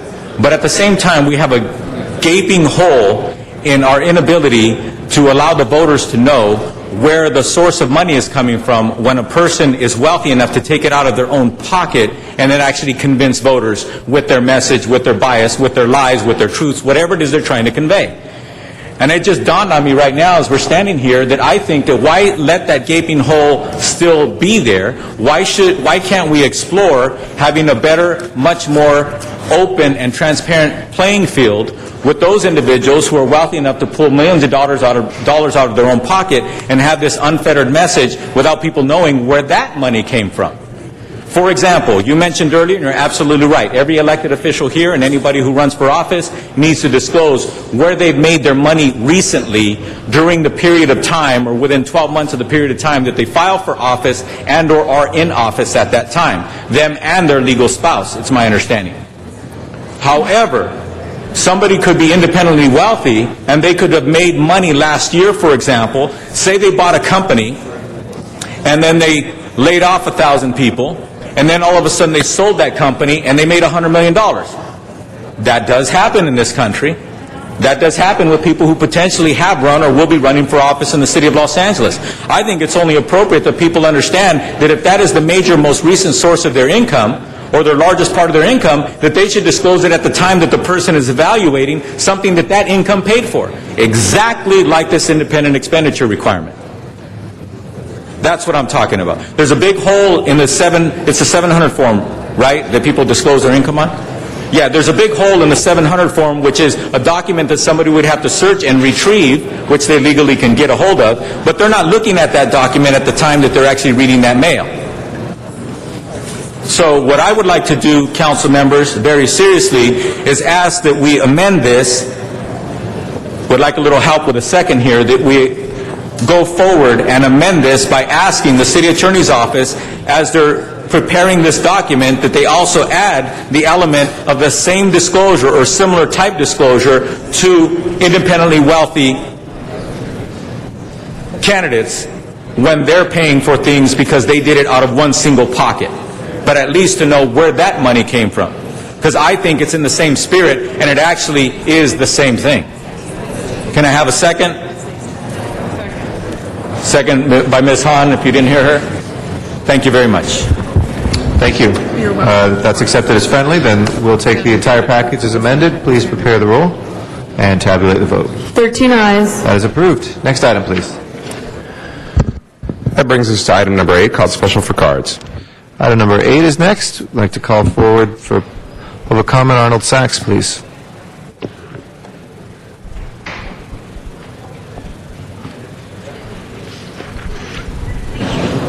Can I say it for a sec?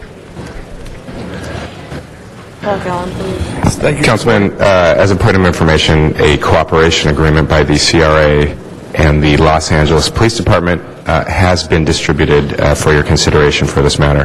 Thank you. Mr. Sachs? Thank you. Good morning. Arnold Sachs. My comments regarding this item refer to having the CRA involved. I believe about 3 months ago, maybe a little longer, you had on your agenda an item where one of the neighborhood councils, I believe in the Valley, put out funding to get a device for the police department, the police station in the Valley, that enabled the police to read license plate numbers, funded through the neighborhood council. I think these cameras should be funded and be the direction should come from the neighborhood council. The CRA, boy, that's such a favorite organization. I think anytime the CRA is involved in something, you can almost write off 25% of the money as a pass-through. Put it in the hands of the neighborhood council. They're the ones directly involved on a grassroots level. Thank you. Thank you, Mr. Sachs. That'll close public comment on number 8 with a report attached. Let's go ahead and open the roll. Close the roll and tabulate the vote. 13 ayes. That is approved. Next item, please. That would be item number 11, called Special for Mr. Reyes. All right, item number 11, Mr. Reyes, and we do have cards. Should we hear those first? Sure. Okay, please. We have Zanu Naxalian, and then Daryl Clark. Good morning. Good morning, dear council. On behalf of the Board of Directors and members of the Los Angeles Business Council, I'm here to urge you to oppose suspension of AB 32 and oppose Prop 23 on the ballot this November. If passed, this ballot measure will harm California's efforts to decrease greenhouse gases and air pollution, and it will significantly halt California's emerging clean energy sector, which is generating billions of dollars in investments and hundreds of thousands of jobs.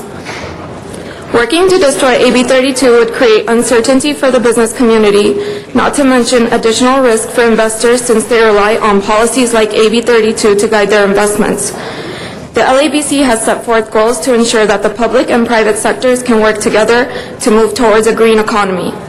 Together with the LA City Council, we have led a number of environmental measures that are good for business. Together, we created the Private Sector Green Building Ordinance for the City of LA, established a Clean Tech Consortium, and now are working to create a solar rooftop program for LA that will create 18,000 jobs and meet 3% of our RPS goals. Thank you.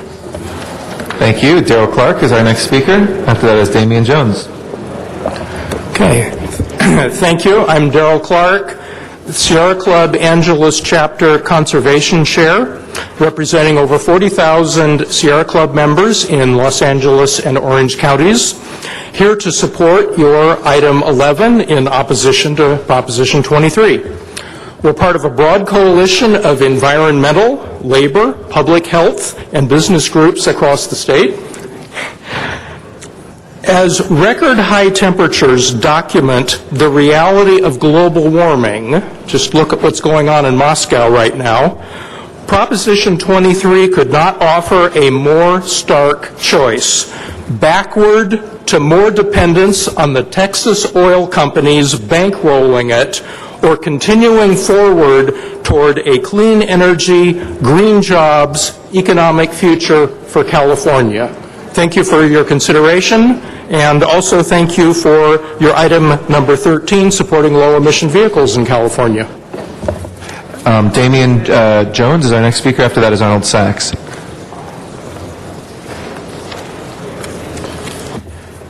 Good morning, Damian Jones, representing a Yes on Proposition 23 campaign. Global warming is a serious problem and needs to be addressed, but California's ineffective law, AB 32, won't do anything to reduce global warming. Instead, it will increase energy costs by billions of dollars and result in more than 1 million lost jobs. That's why it would be a mistake for the city to oppose Prop 23. According to the state's independent legislative analyst, Prop 23 will help save local governments, including the City of Los Angeles, from the significantly higher energy costs resulting from AB 32. Specifically, the legislative analyst concluded, because the state and local government agencies are large consumers of energy, the suspension of some AB 32 related regulations will reduce state and local government costs. The Southern California Public Power Authority, of which LADWP is a member, has testified that AB 32 would increase electricity costs by 30 to 60%, adding tens of millions of dollars to the city's budget deficit. Passing Proposition 23 would protect the city from these higher costs, which otherwise would mean the City Council would be forced to either increase taxes or reduce vital services. In addition, according to the state's independent legislative analyst, because Prop 23 would increase economic activity in the state, the measure would, quote, translate into an unknown but potentially significant increase in revenues to the state and local government. With the budget challenges facing the city, the last thing we should be doing is opposing this a measure that would mean more revenues for the City of Los Angeles. I urge you to support Prop 23 and suspend AB 32. Thank you. Thank you, Mr. Jones. Arnold Sachs is next, then Stephanie Mullen.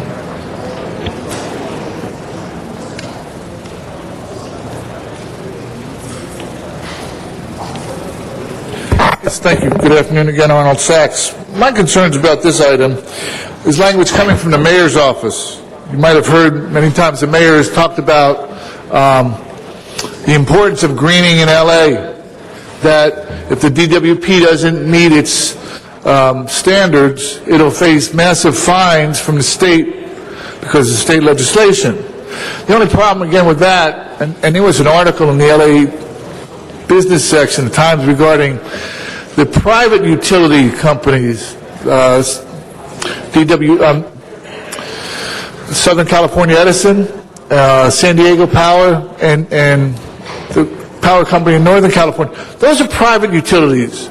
Those are the ones affected by the state legislation. But again, the DWP being a public utility, I'm wondering, and it's never been really clarified, or maybe it's as clear as the mayor's plan for the parking garage, would the public utility that the DWP is be affected by the state legislation that requires these levels of greenhouse gas emissions to be attained by a certain time frame? Or because it's a public utility, it falls outside of the law? It's never really been fully explained, yet when they did this article in the business section, they went on to say that the private utilities are pushing for a waiver because they won't be able to meet the goals of the greenhouse gas emission laws. But it never mentioned the DWP. And I'm thinking that the DWP is probably the fourth largest utility in the state of California because it serves the greater Los Angeles area, and I can't think of an area that has a greater population. So why wouldn't you include the fourth largest utility if it wasn't, unless it wasn't going to be affected by these rules? Thank you. Thank you. Stephanie Mullins next. After that is Gloria Oland. Good morning. Good morning, President and council members. Thank you very much for this opportunity to speak here today. I really just came here representing Senator Pavley to commend the city on their efforts to build a green economy here in Southern California.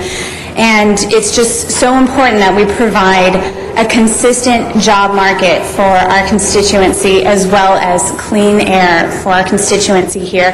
And I also want to commend you for your support of green technologies with our cars and vehicles for item number 13. So thank you again. Thank you very much. Gloria Oland is our next speaker. Nice to see you. Good morning. Good morning, council members. There's a big rally downstairs for Move LA, which is the big labor business environmental coalition. They want to show their support for Barbara Boxer, who is down there at the rally, who's going to get money, help us get the loan guarantees and interest write-downs so that we can build 11 new bus, rapid transit, and rail lines in just 10 years in Los Angeles County. And this coalition is very much a part of the same movement that's come together around AB 32. AB 32 is also supported by labor and business and environmentalists and public health advocates and clean air advocates and affordable housing advocates, bike and ped advocates, community groups, elected officials around the state, who all believe that times are changing and that people really want to be more sustainable, people really want to do the right thing. They don't trust the oil companies. AB 32 has provided huge opportunity for this movement to come together.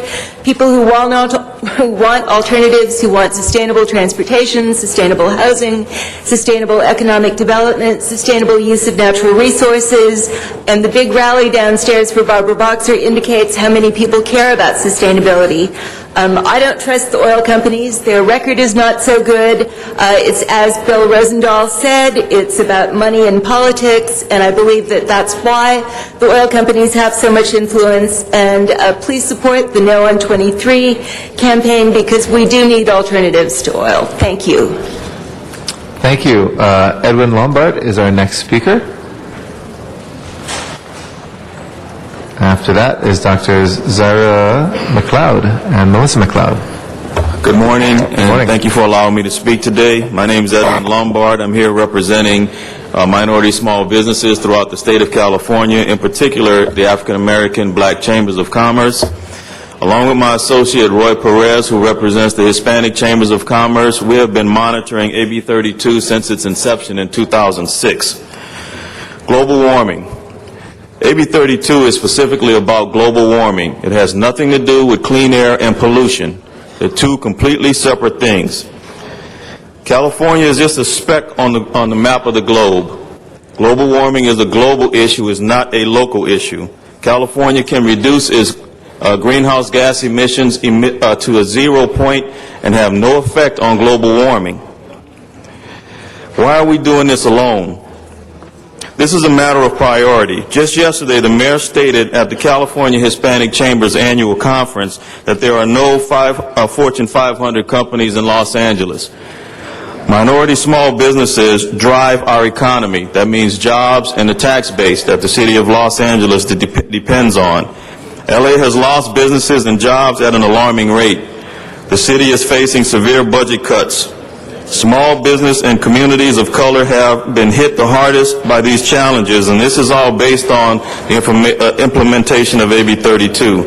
Rate increases. You've seen what rate increases can do based on what just happened here with DWP. It's great that you're interested in global warming and doing your part. The California Air Research Board has even conceded that acting alone, California cannot have a positive effect on global warming. They acknowledge that the emissions have nothing to do with public health or local safety.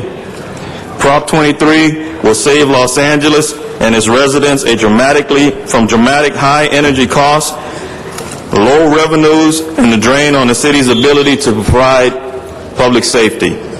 Please support Prop 23. Thank you. Dr. Zaira McLeod, Melissa Yes, McLeod. good morning to my friends and associates here at the City Council. I'm Dr. Zaira McLeod, and Mr. Lombard has actually said it all.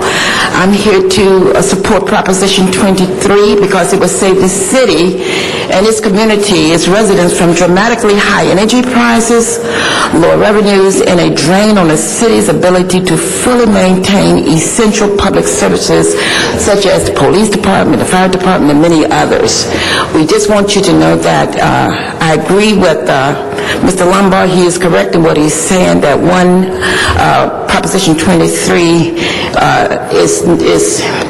has nothing actually to do with the AB 32. So thank you, and God bless you, and I hope you support us. Thank you. Good afternoon. My name is Melissa McLeod, and I'm asking that you also support Proposition 23, as it has been stated by the previous persons ahead of me, that it will indefinitely affect the people in our community, and particularly my community. Right now, we're already seeing higher prices with the DWP and our rates. And of course, as they said earlier, it would affect the businesses that are around us, which in turn affects us. When their prices go up, our prices go up. And as I'm sure most of you are aware, that many of us are trying to recover from many economic challenges as it is. So we ask you again to please support Proposition 23. Thank you very much. Thank you. That will close our public comment. We'll go to the maker of the motion first, Mr. Reyes, and then we'll come back to Mr. Rosendahl.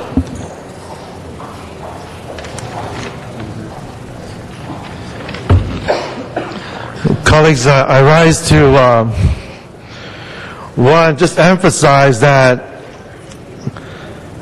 the facts are two Texas oil companies are spending millions on Proposition 23, and it's a deceptive ballot proposition that would kill California clean energy and air pollution reduction standards.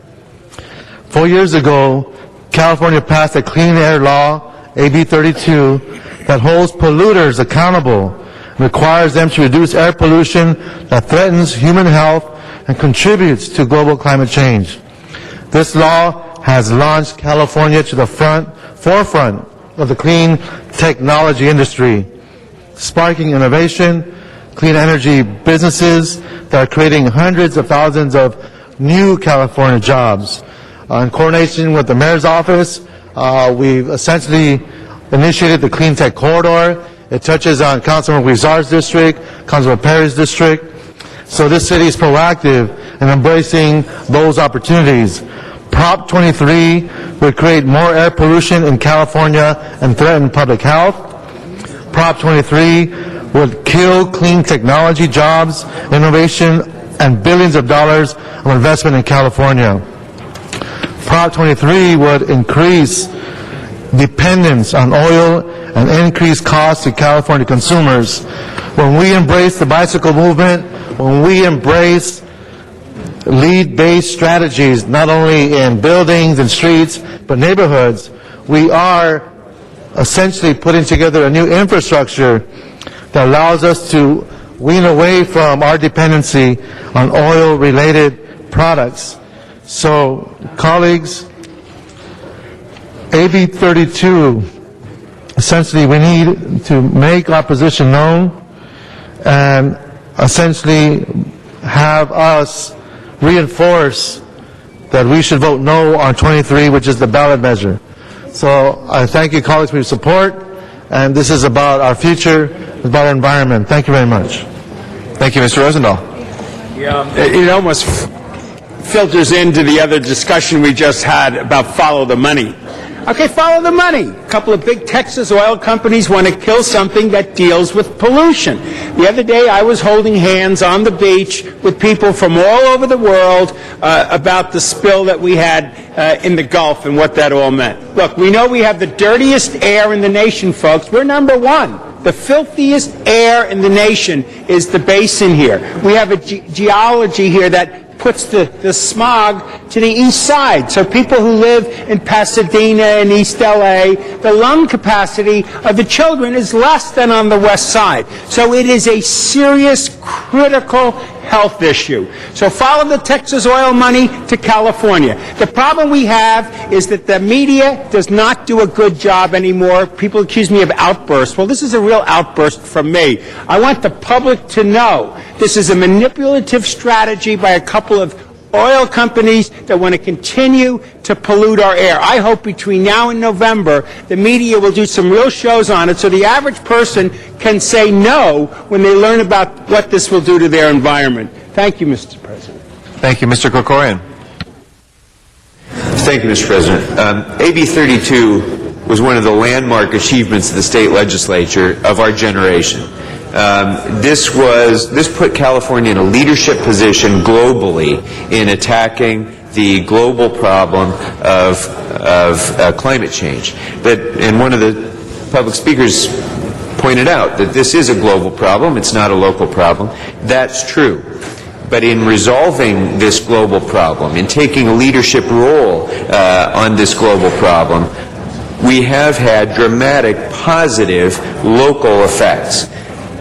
A tremendous surge in the investment in green technology here in California.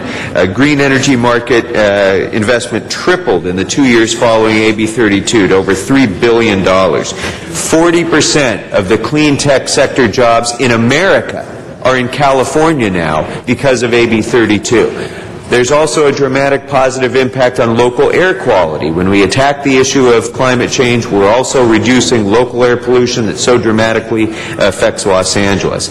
And we're laying the foundation for the economy of the 21st century by creating and attracting those jobs here. So to take a step back from that now would be a grave mistake. This is not an issue that pits jobs against the environment. It's the opposite. By pursuing our environmental goals, we're also pursuing the sustainable jobs that will be the future of this city's economy for the next generation. And we should really be clear here, too, that this proposition would not delay AB 32, it would effectively kill it, because it requires a trigger of 5.5% unemployment before AB 32 could be implemented. Well, the average unemployment in this state for the last 20 years has been 7%. That's essentially our baseline unemployment rate. So to go forward with this proposition now would essentially kill AB 32. It would be a move that would have global ramifications that governments throughout the world would be watching. It would be a terrible mistake for California. It would be a terrible mistake for Los Angeles. So I'm proud to stand in support with you, Mr. Reyes, of this important measure. Mr. Reyes. I would remiss colleagues to not recognize and acknowledge Councilman Garcetti in seconding this motion in all of our development projects, all of our environmental work around the different issues regarding our new buildings that are being constructed. They're all LEED-based. It's LEED-generated so that we can continue to harness that nexus between the jobs in construction, in development material, and in all the different industries that are related to our built-out environment. So thank you, Councilman Garcetti, in seconding this motion. Thank you, Mr. Reyes. No other members wish to be heard on this. We have the resolution before us. Please open the roll.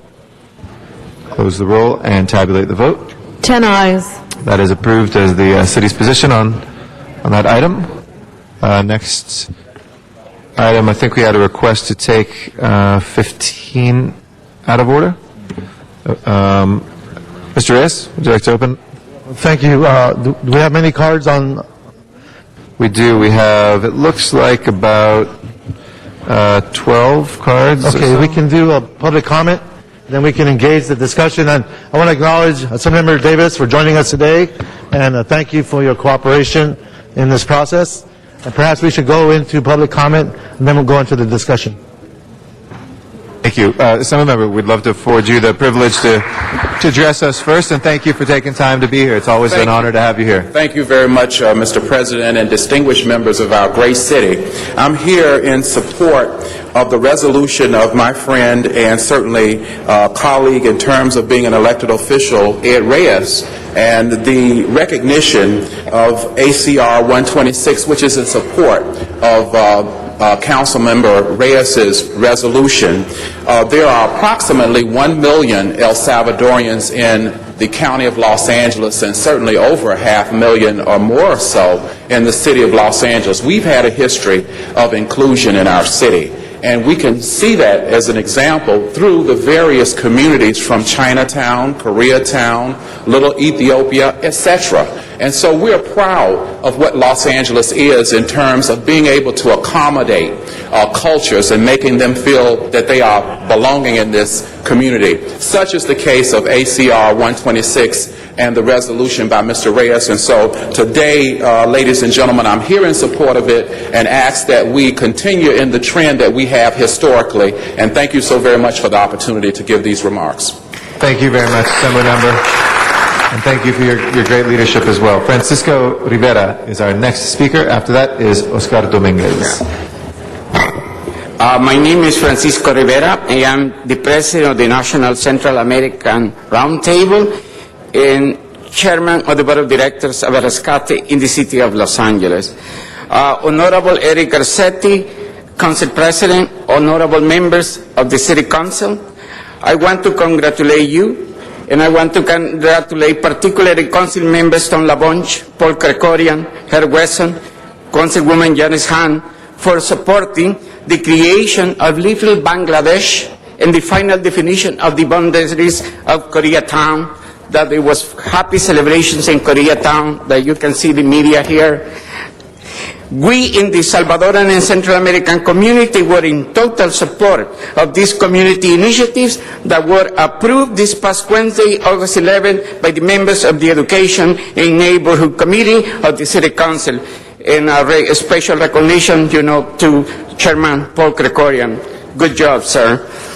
As the applicant for the historical Central America Town, Council File 07-1854, received by the city clerk in June 8, 2007, and presented another original request to Council Member Ed P. Reyes in January 30, 2003. It has taken 7 years in the office of Council District 1. It did not act upon this request. Now that I'm here in support of the resolution of the City Council File 10-0002-S69 in favor of the designation of the Salvadoran Community Corridor by Mr. Mike Davis, Assemblyman for the 8th District, Taylor, California, who historically will be always remembered, together with Assemblyman and Speaker John Perez and State Senator Gil Cedillo for being in support of this initiative. Today, in this historical day, I call upon Councilmember Reyes and his Chief of Staff to speed up the process and give Guatemalans, Nicaraguans, Hondurans, Salvador, and Costa Rica living in Los Angeles our long-awaited and well-deserved designation over beloved Central America in the West Lake Pico Union area. All right, we have Oscar. Yep. Thank you, sir. I'm sorry. We have to keep it even for everybody, or else it's unfair. So Oscar Dominguez is our next speaker. Thank you. After Mr. Dominguez will be Ana Castro. Thank you very much. Sorry, I have to be fair to everybody. Thank you. Good morning, President. Good morning, City Councils. It is an honor to be here I'm the president of El Salvador Community Corridor. We started this project 2 years ago. It's amazing to know that this beautiful city of Los Angeles accommodate all the diversity cultures, and you guys are always looking forward to create an economic development within our community. As you well know, our community, the Salvadorian community, has been able to do a lot of work here in Los Angeles, and for us now to actually have a resolution supported by Councilmember Reyes supporting a corridor that is on Vermont Boulevard between 11 and Adams, I think it's something that is going to bring us to a different level. As you may know, that we all are fighting that immigrants don't, come to this country, but we need to focus also on the economic empowerment. This corridor is going to make an economic development in our area and for the future businesses in our community. So I definitely want to thank Councilmember Reyes for supporting this resolution, ACR 127, and also the Assembly Member Mike Davis, who believe in this community, and we're looking forward to create El Salvador Community Corridor with with the process of the city to actually have this recognition. We can hear you. If you speak a little further back, it won't distort quite as much. So if you just put your mouth a little further away. Thank you. Sure. I definitely appreciate that Assembly Member Mike Davis helped us to make this resolution a reality with Councilmember El Reyes. We believe that Councilmember El Reyes have done a lot of work with our community and the Central American community. We really appreciate. We really thank you for giving us the time to come here as a group. I recognize that that Chinatown, it took him 20 years to develop. Now you see our beautiful Chinatown. We have also the Koreatown also just happened this week to be able to recognize. So we feel that El Salvador Community Corridor is going to be something dynamite in economic development. Thank you very much. Thank you very much. Ana Castro is our next speaker. After that is Jorge Dominguez. Buenos días. Mi nombre es Ana Castro, señor presidente. Señor presidente. Good morning. My name is Ana Castro, del Concilio y demás compañeros. Mr. President and council members, todos los concejales, me dirijo a hablar de algo que a mí me interesa mucho. I would like to talk to you about something that is very important for me. Me interesa tener algo mío en un corredor. Nunca he venido a pedirles algo, se lo pido el concejal Reyes. I would like to have something for me. I would like to have a corridor, something that is for me. I have never come to ask anything before. El concejal Reyes para mí es un líder que lo quiero mucho. Councilman Reyes, for me, he is a leader and I love him very much. Y quiero que él tenga entre su transcurso de que él salga antes que de este corredor, porque yo lo siento como algo personal, algo, no sé. Before he finishes with his position, before he ends as a council member, I would like him to do this for us because I think he's part of us. Como le doy las gracias a Mike Davis que está ayudándolos, apoyándolos. I would like to thank Mr. Mike Davis. He's also helping and supporting us. Al senador Cedillo que también está apoyándolos. Senator Cedillo, he's also supporting us. Y así como los coreanos tienen ya su pedacito, también nosotros como salvadoreños lo deseamos. As the Koreans already have their little piece, we Salvadorians, we would also like to have a piece for us. Yo voy a seguir viniendo hasta que ese rinconcito del corredor de la Huiche, de la Vermont esté. I will continue coming until that little piece of land around the corridor in Vermont become part of the Salvadorian corridor. Ustedes saben que soy contestante estar viniendo. Tengo ese tiempo de estar viniendo. Trabajo de noche y de día yo voy a estar aquí. I work at night and you know that I will continue coming. I will continue coming during the day. Thank you. Gracias, Ana. Jorge Dominguez is next. After that is Christian Villa. Buenas tardes, mi nombre es Jorge Domínguez. Good afternoon, my name is Jorge Domínguez. Soy miembro del Pico Union Council Neighborhood. I am member of Pico Union Neighborhood Council. Y este día quiero expresar la opinión de muchos salvadoreños que viven en el vecindario nuestro. Today I would like to express the opinion of many Salvadorians that live in our community. Nuestro país es un país de territorio muy pequeño, pero Our country has a small territory, pero es un país que tiene gente que tiene un corazón muy grande. but the people is people with a great heart. Y ahora estamos compartiendo el territorio donde viven más salvadoreños. Now we are sharing our borders, there are more Salvadorians living within our limits, con otras comunidades también muy grandes como la comunidad coreana. We are sharing with large communities like the Koreans. La creación de un corredor salvadoreño en esa área If we create a Salvadorian corridor in that area, es un símbolo para nosotros. will be something very positive for us, will be a symbol. Para una comunidad que está creciendo, capacitándose y progresando y por supuesto está actualizándose con todos los requerimientos de la ciudad donde vivimos. For a group of people that is growing, that is learning, is being trained and is being integrated in the city that we live.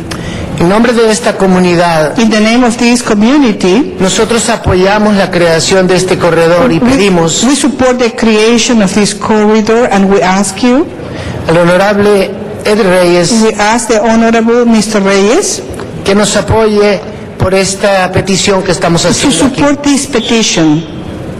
Gracias. Thank you. Muchas gracias. Christian Villa, and then Carmen Amaya. Hi, good afternoon, and happy Lucky the 13th in the party. Well, I'm here in support of the Salvadoran Community Corridor.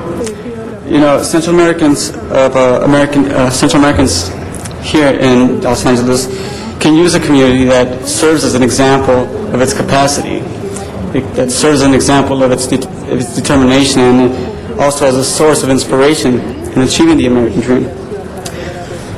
Central Americans make up a large portion of the population here in the city, as you well know, and that begs the question, how is it that such a large demographic exists without an official recognition of it in a city that boasts to be a very diverse city, and not only in the United States but in the world?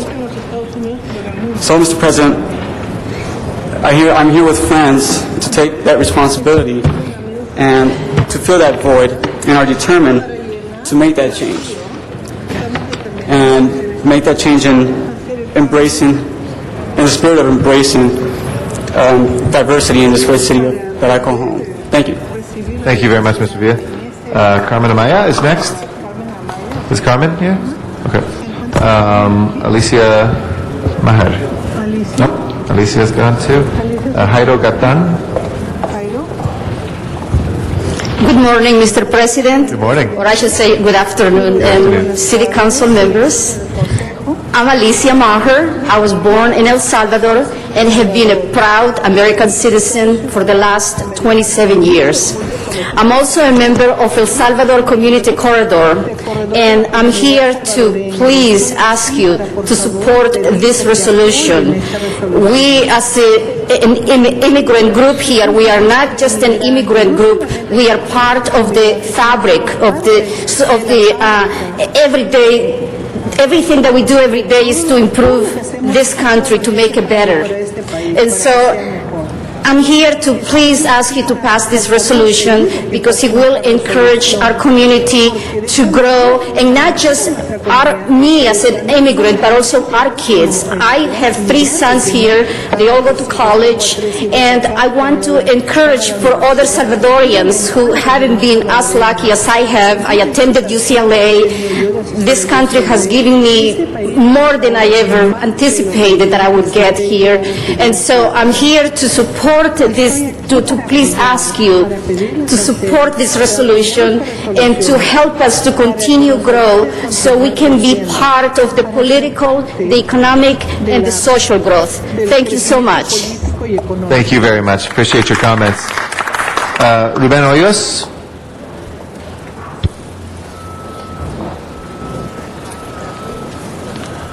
Good afternoon. My name is Ruben Hoyos, and I'm president of the Mexican Chamber of Commerce, and I'm here to support our Salvadorian friends just to get the Salvadorian corridor. This is nothing big that they are asking for, and it will identify them, the restaurant, the business, and it is something very good for our community if you let us put the Salvadorian corridor. That's all we want to ask you to support this resolution. Thank you, and we invite you to the parade. Remember Mr. Reyes? Thank you. Thank you. Vicente Aguel. After that is Raul Claros. Hello, Councilman. Thank you for the opportunity to speak here in front of you guys. I represent La Elita Food Company, Witchell Bakery, and various other real estate holdings in the area. We employ 70 to 100 people in the area. Sorry, I heard earlier, step away from it. Don't worry. So, that's perfect, just not right there. All right, we're going to lose you at. I represent La Elita, Witchell's Bakery, and some other real estate holdings in the Pico Union area. My family's been in the area since the 50s, conducting different businesses, restaurants, bakeries, and other things. We employ 70 to 100 people in the Pico Union area currently. And me, myself, being half Cuban and half Nicaraguan, I mean, we're all for supporting the Salvadorian corridor and the Central American community in general. I mean, the Central American contributes so much to making LA what it is today, you know? And I think if you guys can approve anything that helps, especially the Pico Union that was pretty much abandoned for so many years, would be a great thing to improve the community and improve LA in general. And I thank you very much for your time. We thank you very much for your time as well. Carmen Amaya? Oh, she left, sorry. Raul Claros?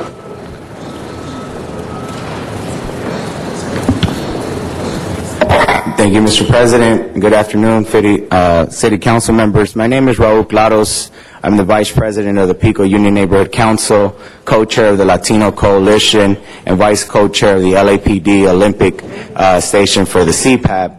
I'm here today to, first of all, thank Councilmember Rosenthal, Councilmember Ed Reyes, for your outstanding work to bring forward this resolution to support State Assembly Member Mike Davis, Speaker John Perez, Senator Gil Cedillo, to secure that we get the support of the state of California. With that being said, we have now learned through the process, and I say we, the Latino community, the Central American and the Mexican American community, as well as the South American community that lives in the city of Los Angeles, what the process is to get this identified by the city of Los Angeles, which we were ignorant to. Before we got to learn this process by Councilmember Krikorian that taught us and guided us through this process, along with Tom LaBonge, with the Korean American community, who is also supportive of this Salvadorian community corridor. And now that it has been explained thoroughly by Councilmember Ed Reyes as well, and his great Chief of Staff, Jose Gardea, we look forward to collecting the signatures, Councilmember Ed Reyes, going through the process, working with your office, and being patient as well. And I want to just recognize both Councilmember Reyes and Rosenthal for their leadership. The Salvadorian and Latino community is truly appreciative of this historic day. We live in a state that the minorities are the majorities, and it is the same thing for the city of Los Angeles. And it is just fitting that the second largest minority community, which is the Salvadorian community, finally be recognized for their economic development and for their causes that they have fought for and supported all of you all throughout the years. And I just want to thank you all for that time. Thank you very much. Thank you for your words. Appreciate it. Jairo Gaitan. And after that is Ted Hayes. Good morning, President Garcetti, Honorable City Council. I want to thank Ed Reyes and Council Member Rosenthal. I'm here representing Temple Knesset Israel Hollywood. I'm a board member there. And let me say that the Jewish community owes so much to the Salvadorian community. In the 1940s, Licenciado Jose Castellanos helped to save 40,000 Jews from the Holocaust.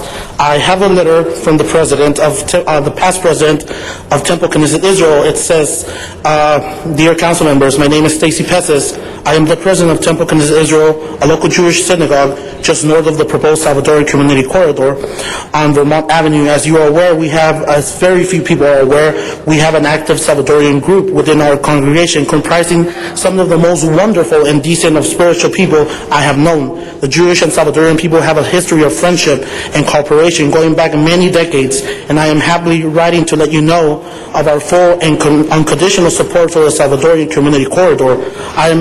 I am sure you are aware that Los Angeles has one of the largest Salvadorian population in the U.S. As with the other similar areas, such a neighborhood designation is expected to bring improved cultural awareness, expanded services, economic development, and investment projects to the area so needed in these difficult economic times, as well as an instill greater sense of community pride.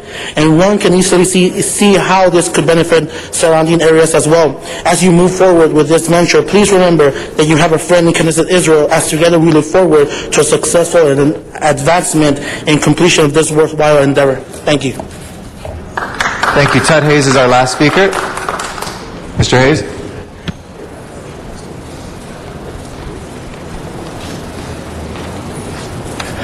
There is actually a demographic term called balkanization.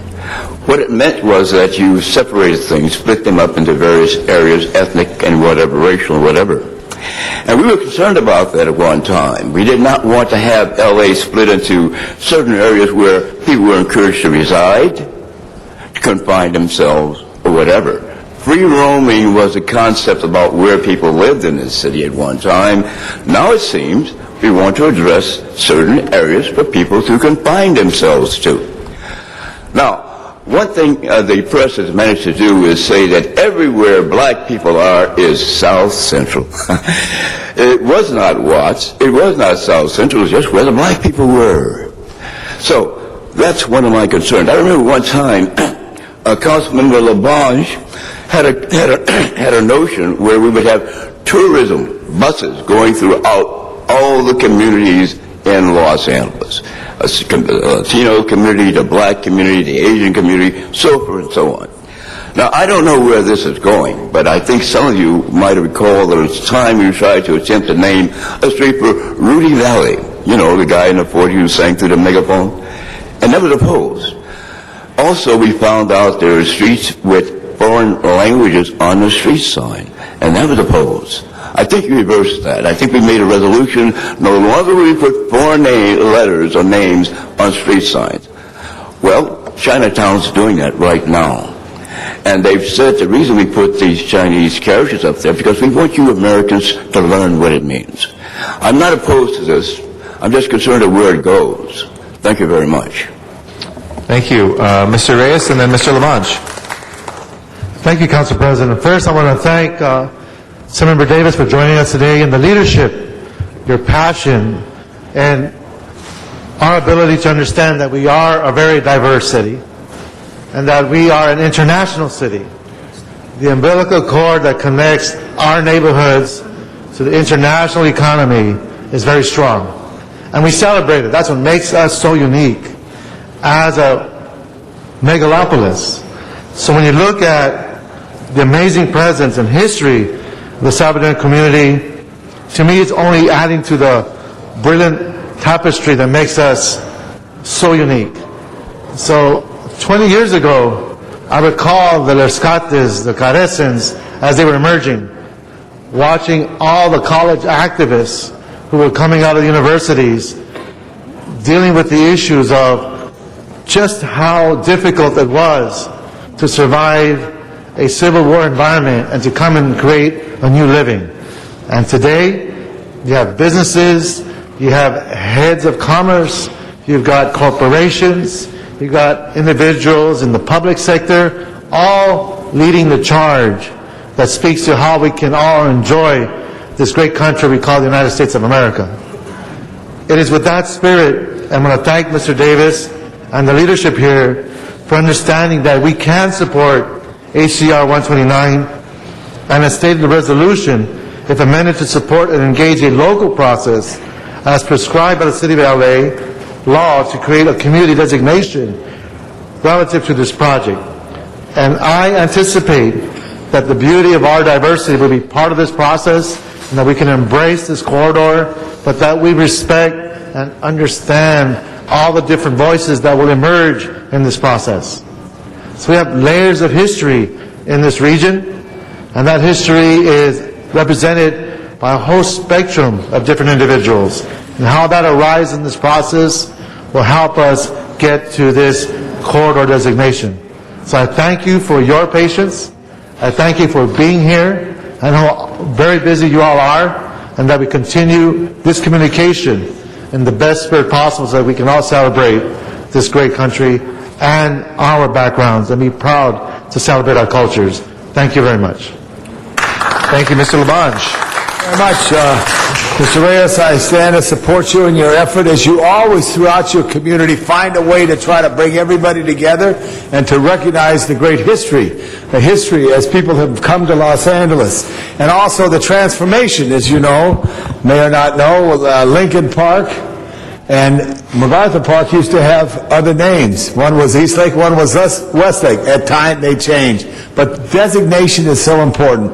I want to thank the Salvadoran community for working in this effort. I also want to thank Assemblyman Mike Davis, who has to leave his home in Los Angeles to go up and fight in Sacramento and try to make the improvements for Southern California. Give Mike Davis a big hand for all that work right there. But Mr. Reyes, whatever we could do from our sister city side, because we have a very special sister city in the heart capital of El Salvador, and we look to work together to make this recognition happen. Thank you, Mr. Reyes. Thank you. Mr. Rosendahl. Thank you very much, Mr. President. A friend of mine just came back from El Salvador, and he was talking about how they're working on health care issues and the clinics they're now setting up. And it's quite impressive how there's all kinds of things happening. Obviously, El Salvadorians are as much part of the fabric of our LA as everything else. And without the diversity, we wouldn't be Los Angeles. And we acknowledge and we honor the diversity of our people. We also believe in inclusiveness. We're all to be together on this. So I thank Mr. Reyes for his sensitive leadership on balancing all of the elements that need to be balanced where we have that unity. Let me say this about LA. LA is the capital of the planet of diversity. There are more people from every country on earth here than anywhere else. And if you know, I deal with the LAX airport. That's in my area there. We are the #1 destination point in the world. We're the 6th biggest airport, but the #1. Why? Because people are coming and going with family and connections. And let's just say we wouldn't be as great an area and a region if it wasn't for the diversity and the inclusiveness. I want to thank everybody here and for the public comment, and especially Mr. Reyes for your leadership on this issue. Thank you very much. Thank you very much, excuse me, Mr. Rosendahl. And thank you to all the members of the community who made their time to be here today. And certainly it is a community that has made tremendous strides. Mr. Reyes, I want to thank you for what you've done there. And I know there's strong support for all of us who are close with the Salvadoran community for moving this forward today. So thank you very much, and thank you for your patience in what was a long council meeting, I know, as well. So with that, let's go ahead and open the roll to make this official. Please open the roll, close the roll, and tabulate the vote. 10 ayes. Congratulations. And thank you. Next item called special, please. Item number 12 called special for cards. Okay, item 12. Mr. Sachs, would like to come forward? He waves on number 12. Any members wishing to be heard? If not, please prepare the roll and tabulate the vote on item 12. 10 ayes. That is approved. Next item, please. Item number 13 called special for Councilmember Huizar and cards. Mr. Huizar, would you like to take card first? Cards, please. Okay. Daniel Friedman is our one card. Come on forward.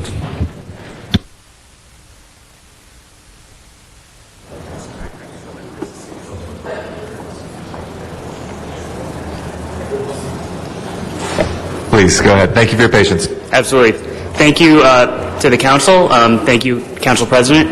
I also want to thank Councilman Huizar for bringing this resolution to the table. Thank you very much.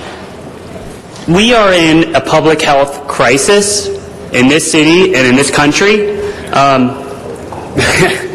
Long story short, we are breathing unhealthy air on a daily basis. This is strange to comprehend, but literally the air we breathe is dangerous. Literally, the air we breathe kills people on a daily basis all around the city. And I want to get this across. This is an important issue. What we're doing to advance clean cars in this state is very important and is protecting your families and your friends and your community. So I thank the council. I thank Councilman Huizar, Perry, Garcetti, Alarcon. I thank them for bringing this resolution to the table. It is very important. It's imperative that we send a message to the state and that we have these cars in our community tomorrow and as soon as possible. Thank you very much. Thank you very much. Mr. Huizar. Thank you, Mr. President. Colleagues, as previously when we passed a resolution to support, or I should say oppose, any efforts to repeal the AB 32, this motion as well is going to support and raise awareness about the importance of having cleaner air and a healthier living environment. We all know that California has been one of the leaders in the country in setting the highest standards in our nation in terms of clean air, but we have a lot more work to do. This resolution calls on the California Air Resources Board to continue the progress we've made and increase our requirements even further in the next round of low-emission vehicle standard settings, which they are beginning now. I'm glad to see that there are some advocates here to speak on this item and also on the motion to fight any efforts to repeal AB 32. Certainly, the statistics we see now in terms of children getting asthma, children developing long-term health effects because of our unclean air is unacceptable. We've got to do more.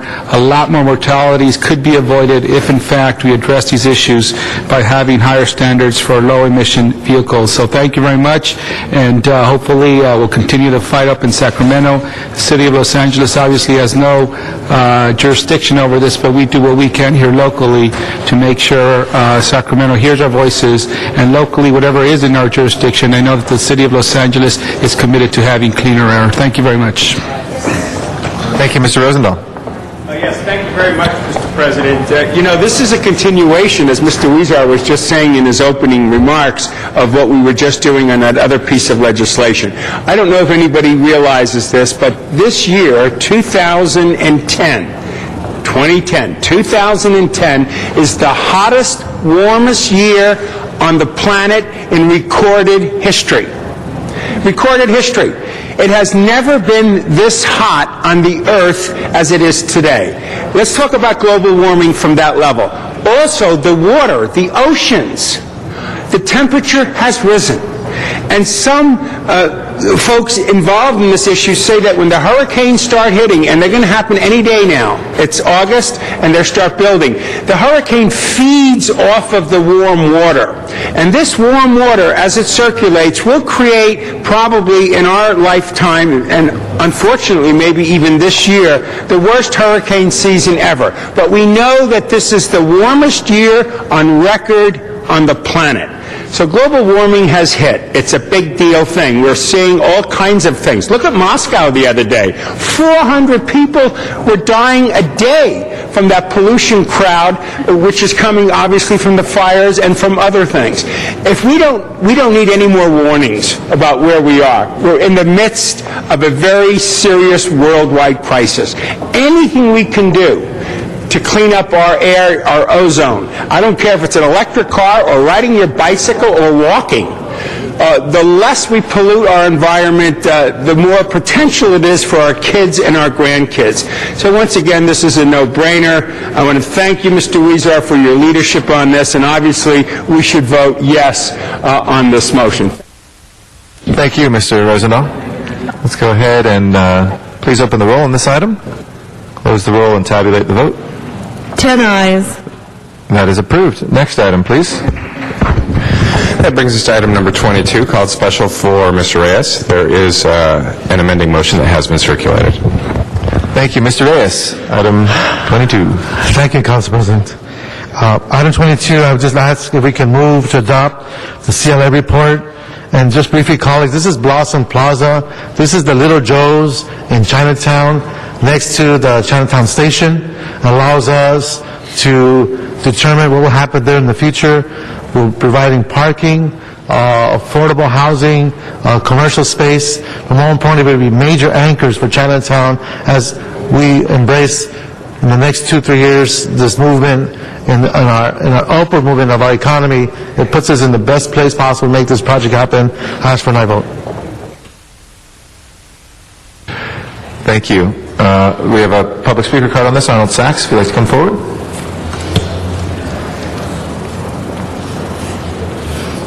Yes, thank you. Good afternoon. Arnold Sachs. Again, I reiterate, anytime the CRA is involved in a policy or in the city, it should be a red flag warning. But I'm reading this item on your agenda, and I'm specifically looking at item number 3, where it authorizes a transfer of $3 million, $1.5 million from Chinatown and $1.5 million from Bunker Hill.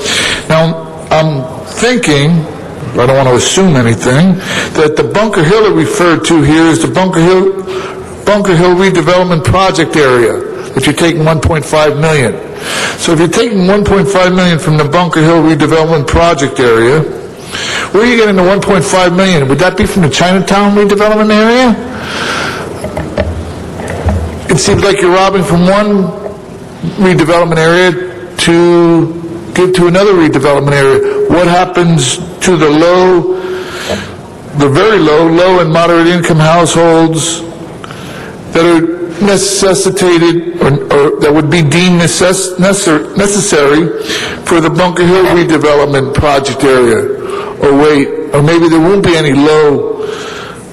very low or moderate income housing in that area, because that'll be around the area where Eli Broad wants to build his museum, and the part where the Related is supposed to do the redevelopment.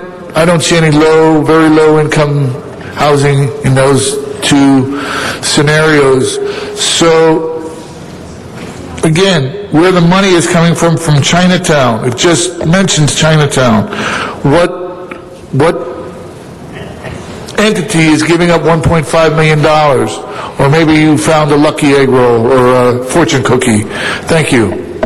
Thank you. Mr. Rosendahl.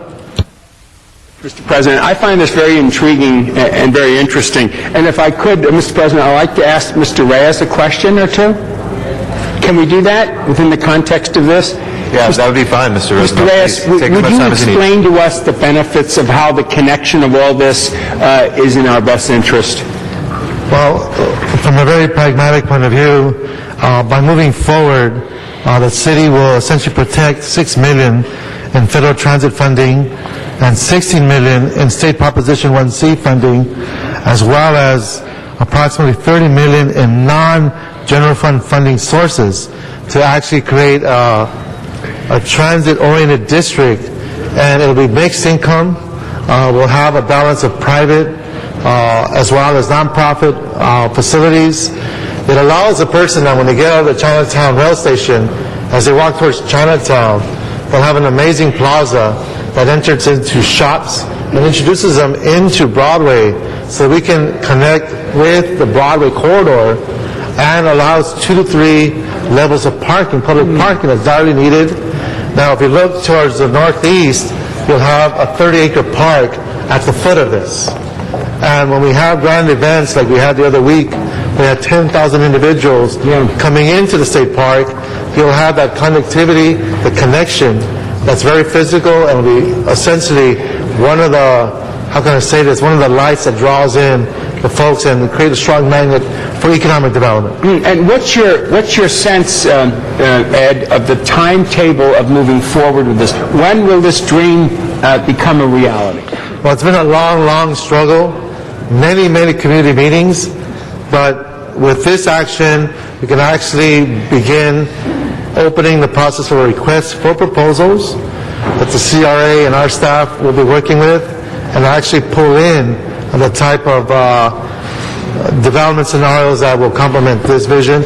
I'm hoping the next year and a half, we'll see something very tangible in the ground. And what kinds of monies, first of all, will be necessary to make it happen, and what kind of an impact will it have on the overall economic development? Well, the funding that will make it happen, as I stated earlier, are federal and state funds. and we're looking at non-general funding as well. So those are the sources. Good. Thank you. Thank you very much for that opportunity for us to discuss that. Thank you. Do you have any other questions, Mr. Rosenthal? If you'd like to, you can press the button again. No? 22A. Sorry. That is the last speaker on the queue for this. So if we can please, 22A is included in this. Is that right, Mr. Clerk? Yes, sir. Okay. So we'll accept that as friendly. Please open the roll, close the roll, and tabulate the vote. 10 ayes. That is approved. We do have a special item, folks, so please, we only have 10 members, so please don't go anywhere. Ms. Hahn has a special one before us. Mr. City Attorney?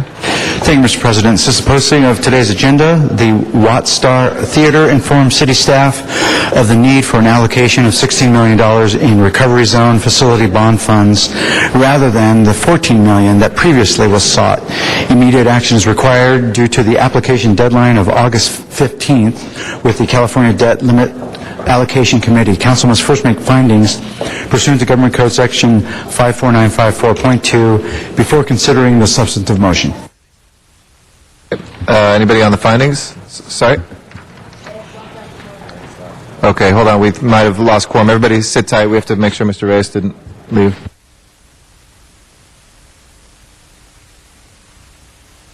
Thank you. Just back in the nick of time.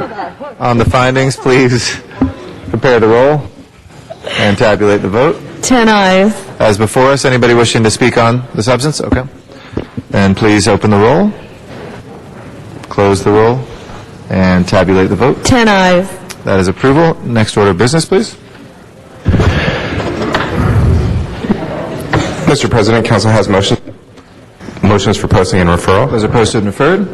The desk is clear. Okay, any announcements, colleagues? Mr. Labange? Announcement, Pat Howard was a former street services director here, and I got an email from his daughter, and it's hard to believe that 27 years ago, she was the nasty redhead in the Randy Newman video of I Love L.A., and she follows us on Facebook, and she follows the city council, and she wanted to be remembered to everybody. 27 years ago, John Farrar brought Randy Newman in here with Pat Howard's daughter, who was the nasty redhead driving down Imperial Highway. Big nasty redhead at my side. Said Anna winds blowing hot from the north. It was born to run. That was Randy Newman. I wanted to make that announcement. Hey, Janice, I needed 27 seconds to get this extra motion in. Thank you. Any other announcements, colleagues? Yes, Mr. Cardenas? I'm compelled to ask Mr. Labange out of point of personal privilege, what's a nasty redhead? What does that mean? I think we should clarify that for the listener. No, I know, you're right. We'll save that And our for Tuesday. national anthem, the I Love L.A. by Randy Newman, which was written, he said it. I'm just saying what he said. Just quoting from literature. All right, I'm sorry, this is becoming a hostile work environment for me, so I'd like to just... Any other announcements? That's in a song. That's in a song. Thank you. Mr. Parks? Yes. Go ahead, Mr. Parks. Yes. Thank you. Thank you, Tom, for the controversy. I'd just like to announce there's several major events going on in the 8th District this weekend. The Summer Night Lights on Saturday 14th, 21st, 28th. Slauson and Van Ness, the Van Ness Rec Center, 7:30 p.m. to 9:30. Also, Leimert Park has a Mardi Gras. That's on the 14th, 11 to 6 p.m. in Leimert Park.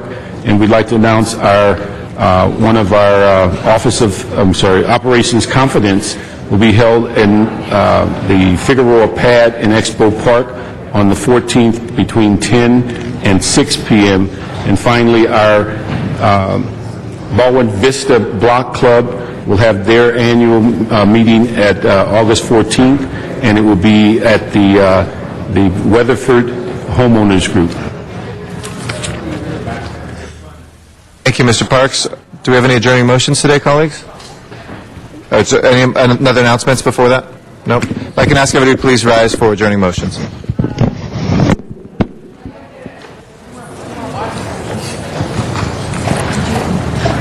Mr. Krikorian? Thank you, Mr. President.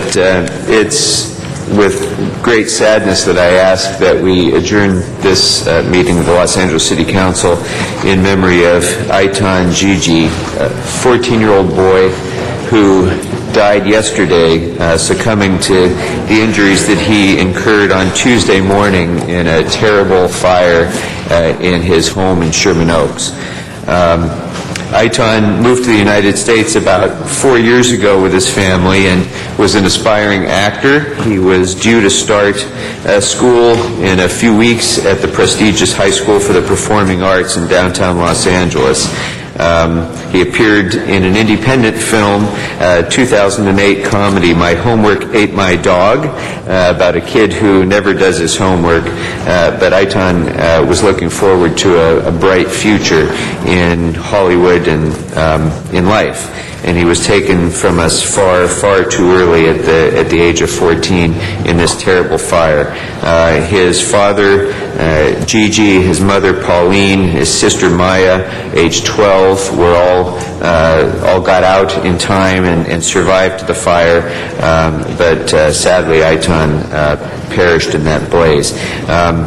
During the course of that fire, which was responded to by several engine companies, Los Angeles Fire Department Captain Jeff Dapper, Captain Jeff Berg, firefighter Mark Lynn, firefighter Margaret Stewart, and firefighter Jose Feliz all incurred injuries in trying to rescue Aitan. He was on the second story. The only connection to his room was a metal spiral staircase, and these firefighters, with unbelievable heroism, went into this blazing home, fought their way up through this spiral staircase, burned themselves on the glowing hot metal as they were going up, and sadly were too late ultimately to save Aitan. But so it's with sadness that I ask that we adjourn in his memory, and also at the same time recognize the extraordinary heroism of the firefighters who worked so diligently and so heroically to try to save his life, and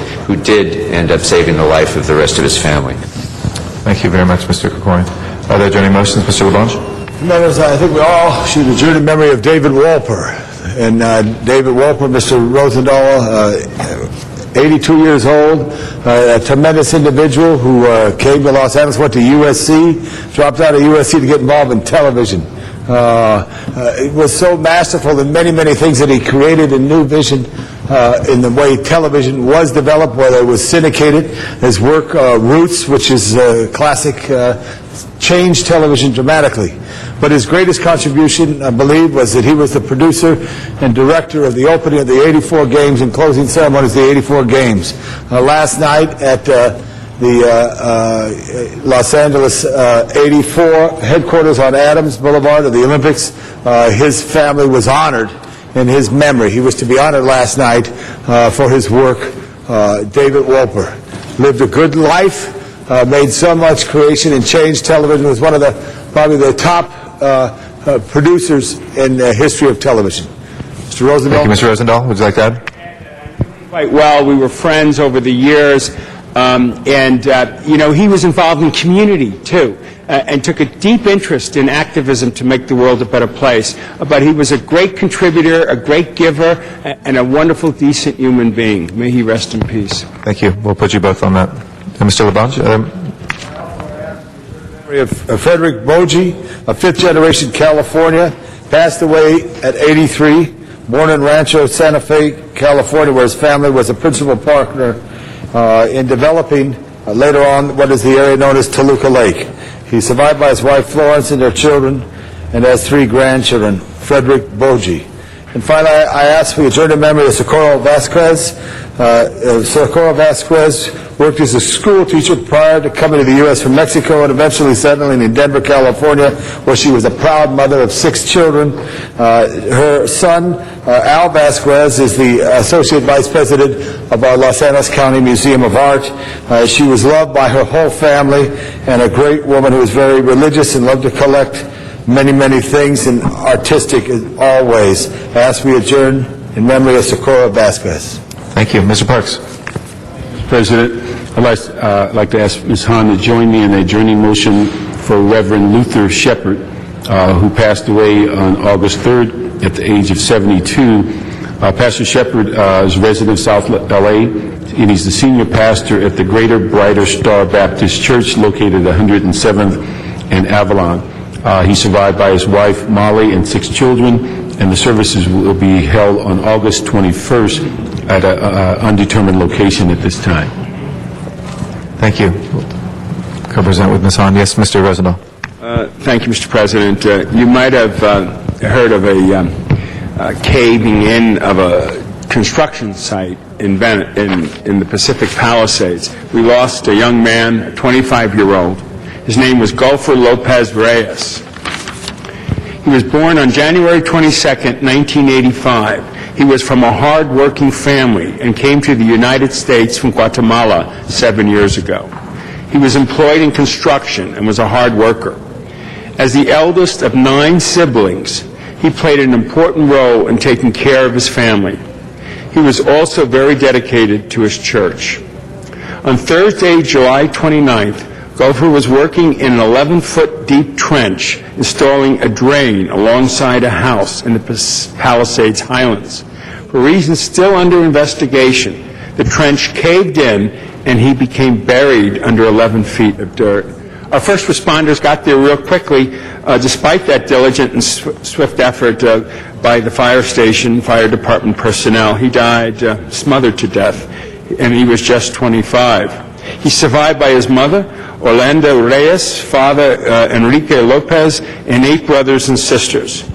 A service in his memory was held last Sunday at Ministerio Cristiano Porta del Acido Church in Van Nuys. His burial will take place in Guatemala. May he rest in peace. Thank you very much. If there are no other adjourning motions, Mr. Clerk, please call the roll. Next be in session on Tuesday at 10 a.m. This meeting of the Los Angeles City Council is adjourned.